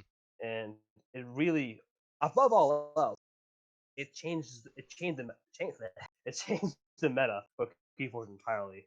Shadows had a proper counter most times with Saurian, and it just makes people be on their toes more. That's good. Yeah, I agree. I think like I've heard from a few people who really don't like the dinos, and um to each their own. But I think Saurians might be the most responsible for Keyforge being alive and well. If you, th- Mm. I heard somebody say, if if Shelter in Place had struck when AOA was the live set, the game might have died. And AOA can be really cool, but it is a little bit more of like a slow, sloggy game. It Um, is. Dinos are really fun. They make you feel smart because you pull off these combos and you feel like, wow, I am so clever for figuring out that these two cards that obviously go together. But we all like to feel that way. Yeah, It just makes you feel good. The theming is just amazing. I mean, the art right. is gorgeous. Who doesn't love Roman dinos? Like who in the world thought of that? And I think it was Brad, but give them all the monies. Um, it's just yeah, it's fun. It's thematic. It's actually good, and I think there are ways to play against it. I don't think Oh that yeah. like Oh I yeah. don't even think that Saurian is the strongest house in Worlds Collide. Although that's it could be argued, but I don't think they're the strongest. Um, and I think it was really good for the game, and I am really stoked to get to play with them more in the next set. Exactly. Couple things. So on the Brook, I personally think they are the strongest in it, but I do agree that there's a lot of counter to it, especially in AOA. Right, you have a lot of ways to archive cards, like banish. Right, hysteria is a thing. So there's just a good amount of ways to counter it, depending on the decks. And look at it this way: are if people are mad about Saurians, right? Change the meta, right? Don't just keep playing rush decks. Saurians are good versus shadows, Uh huh. stealing. They're good versus heavy Abrogane, Crassosaurus, right? These capture cards, interest, right? You gotta change up the meta if you want to counter it, right? kind of Saurians, right? Change how Hmm. you play, change the decks you play, right? Ultimately, and all of the AOA nodes, I don't know if the game would have died when AOA came out. Maybe there is a case to be made. AOA does feel the slowest. Personally, I think AOA was probably the most important set to come out, if you ask me, and not because of the card decks being good. It's important because the second set is most important after the first because it establishes the game's direction of the designers. Hmm. Tells us where they're taking us on this really long journey of Keyforge's life. In AOA, what established it's really off topic to the video, but what AOA did was it established um, they're establishing a bigger emphasis on the board versus just these rush decks, these wasting decks, right? Rush Hmm. decks and wasting decks are super meta, right? You can name so many decks that win because of high bonus damage, right? First Yep. deck, Rachel Trimble uses Voltor, right? Pink Fraud, even Gasolina Maximo, right? They have high amounts of Amber Gain, right? But AOA established that precedent of, hey, we're going to focus on runaway decks as bounce method, right? We're focused more on the board center. And Worlds Collide Saurian, and also Star Alliance, and just Worlds Collide in general, emphasize that even more. Emphasis on ward and Rage's extra satisfaction. High value creatures if you keep them alive. Garcia, Trix, or Galen, right? These cards emphasize that board presence. Yep. And in mathematician, we're just seeing more and more of them. So we're gonna slowly move away from racing decks. It will still be a thing, but a lot less prevalent. And there'll be a lot more counters to it too. Like, what's that one Shadows card in mathematician that steals? Do you know what I'm talking about? Like it steals one for each force key they have. Uh-huh. Uh-huh. Ooh. No, you know what? I haven't seen it yet. Oh, you haven't seen it? Nope, Oh, nope. interesting. Spoil Oh well, spoilers. spoiler. Spoilers. I'm sorry, but yeah, I'm a nerd. I always look at spoilers. I always see all that. I memorize the cards before they come out. I'm just like, yeah, I know. Yeah, I tried. Oh, no worries. I'm Wasn't not, that you weird? know, I have managed to avoid it, but I don't worry about it too much. I will definitely be digging it a little more right before it drops here in the US. Mm-hmm. But I've kind of been uh the one that I've recorded so far was Shadows, and I hadn't seen most of the creatures. And it Mm. was fun. It was fun to go through and evaluate kind of live that way. So I'm enjoying doing it that way, but I'm not like super. I know people who are super hardcore no spoilers, Oh yeah. and Oh yeah. that's not me. But uh, Yeah. it's all good. Oh yeah. I mean, play the game as you will. Yep. Yeah. I mean, it's a game of discovery, so just yeah, play it. So like, um, but yeah. I mean, what do you think on that note? Do you think E4s would have died if AOA was the last set during like COVID? It's hypotheticals are always hard. I mean, for me, no, like I would have stuck with it. Mm-hmm. But I know a lot of people who did not enjoy AOA Yeah. and came back for Worlds Collide because it was fun. And I definitely think there's an element to AOA. Not it it's really hard because you know each deck is unique and blah blah blah. But and there are some very fun AOA decks. I think about some of the logos like Project ZYX shenanigans is super Oh fun. yeah. Some of the Brobnar combos are really cool. Um, but there was a lot of nope, when I say nope, I mean like there was a lot of control. There was a lot of repaint. Um, there was a lot of key cost increase, and my feeling is that just in general it slowed the game down significantly from Coda. And there's a oh gosh, I I want to say it was like an article by somebody in like Rock Paper Shotgun or something. This is Mm. back when I used to play Dota, which this real deep cuts, but they were talking Oh, about um Silencer versus Axe in terms of game design, and for people who never played Dota, and God bless you, Silencer, Silencer's abilities are all about turning off other characters' abilities.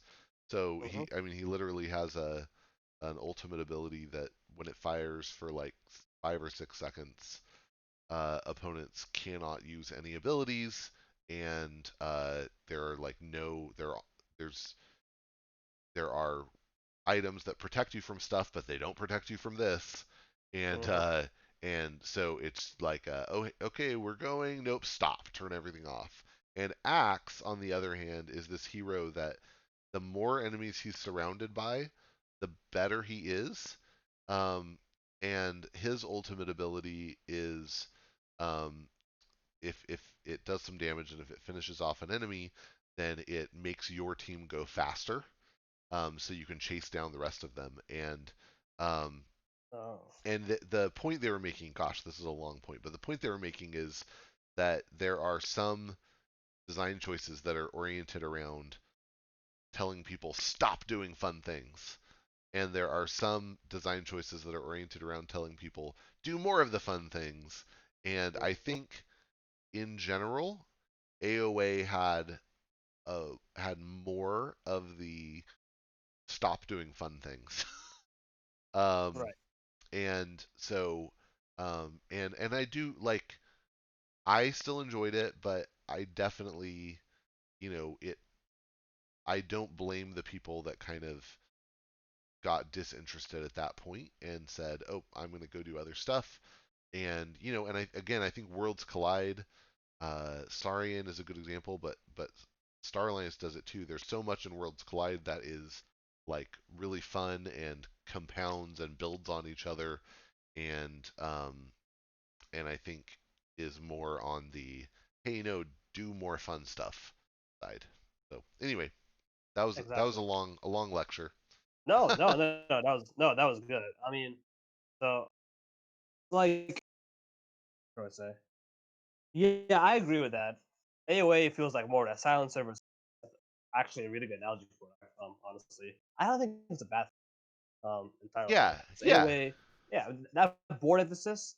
Let's be honest, it's more interactive on a board, and it's just more counterplay when you have a board present, right? That's nice. yes, But the problem with AOA, what Coda did especially was, to people it's all about the where is the light reaction? Where is the key charge? Out. right, Where is the bait and switch pre errata? Right. These are the things that got people in the game. These big plays with one card. In the words of a very close friend of mine, he says, you know, nothing's OP in Keyforge, or nothing's overpowered in Keyforge because everything's overpowered. Right. right. It's Yeah, all about right. yeah, It's true. I mean, you want big plays to occur, right? AOA, like one of the big cards in there, I think what people think about, like Dusk Witch, right? That's yeah, a really powerful card, yeah, but it takes turns to set up. It just doesn't feel as good as a well played like the library access turn, right? yeah, It just feels good getting that on your turn. Dusk Witch, I can just shut that down, no problem. I play poke, get an amber, draw a card, right? It's just right. done. No wards, it's over, right? And then when Worlds Collide came back, boom, Crash Sword, Axiom of Risk, right? I got so many big plays I can do. Psy Officer Morpheus, play Medic Ingram, double ward, right? Garcia, right? Kirby's Blaster on Kirby, right? So many fun plays I could do, right? Song of the Wild, Ghost Talk, maybe two Ghost Talks, right? Big plays I can do on my turn, right? Yep. Um, I don't think that we should funnel all our power to one card, say Fading, right? Apparently. But being able to have those awesome plays in your turn, on your turn, instead of just waiting for it but denying, is good. Being the axe approach, sorry, being the being the silencer approach, Uh huh. not bad. It's not a bad thing entirely, but you need to favor more of those instants over. Yeah. And like looking at Coda, Control of the Weak, it's a card people love or hate, right? But Yeah. love that card comes from that silencer approach, like what you were saying, right? So where is the line between like silencing Right. and axing, making you enjoy it? Right. Right. And yeah, that's totally true. And I think, um, gosh, we're so far off topic, but yeah, I'll say like one of the one of the problems is that the way that AOA muted or did said stop is a way that didn't affect Coda very much, which is the point you were making. And the other thing is, yeah, you look at the control cards in Coda, or even look at the control cards in Worlds Collide, right? Mm-hmm. And they tend to be not always, but they tend to be things that are high impact in the short term. So Yes. think about like Control the Weak, Stealth Mode, obviously Scrambler Storm, um, and these are cards that are very high impact in the short term, but uh, don't don't have these persistent effects. And then you look at cards in Worlds Collide that do have long-term persistent effects, control effects, like Restringentus and Ember Imp, and and they're they're much stronger than the AOA alternatives, Oh yeah. right? I mean, look at Ember Imp, look at Ember EMBER Imp compared to Amber Imp AEMBER. Uh, Yep. which just says that after creature reaps it's stunned and it hurts you as much as your opponent, and it's like, wow, Yeah. I mean, how did we lose this one and get this one? That's crazy. right. So Not even that. I mean, there are like two other copies of the card. You got Pip Pip and you got Shockworm, which are the same effect, but they affect only the opponent, right? So, and an Amber Imp affects you, and I don't understand. Yeah, so that's another topic entirely where a lot of cards AOA don't feel super good like that, like the copies of other cards. I don't know, but I think looking at mathematician though, again, super off topic. We should end this really soon, but um, probably AOA and just other cards like especially. I have a huge problem with artifacts. So artifacts, they don't get a lot of value immediately, and you may never get the value in a game for an artifact entirely, yeah, right? But a big solution is the enhanced mechanic from that patient. You don't know what to do with artifact, slap an enhance in it. Problem solved. You're like that one guy with flex tape. You just put it on, like the bucket of water coming out. That's what it is. Like wow, look at that artifact. Has no bonus ever. It's pretty bad. Slap it on there. Put some two card draw enhance. How good decent, right? So I'm really glad with the enhanced mechanic, and if they're really generous with those artifacts, I feel like that will speed the game up more and make having artifacts just feel better to have. yep, I may not be able to use this effect at all during a game, but it gives me 3 bonus damage, so hey, not bad, right? yep, yep. Nice. All right. Well, I am going to call it. But thank you so much for joining me and for walking through these cards. Looking forward to doing the Logos ones as well. And have a great night and stay safe. To everybody watching at home, thank you very much for joining us. I hope you are making it, and that you will jump online for now, and hopefully before very long we'll get for so joy and thank you. Night. Hey, closing.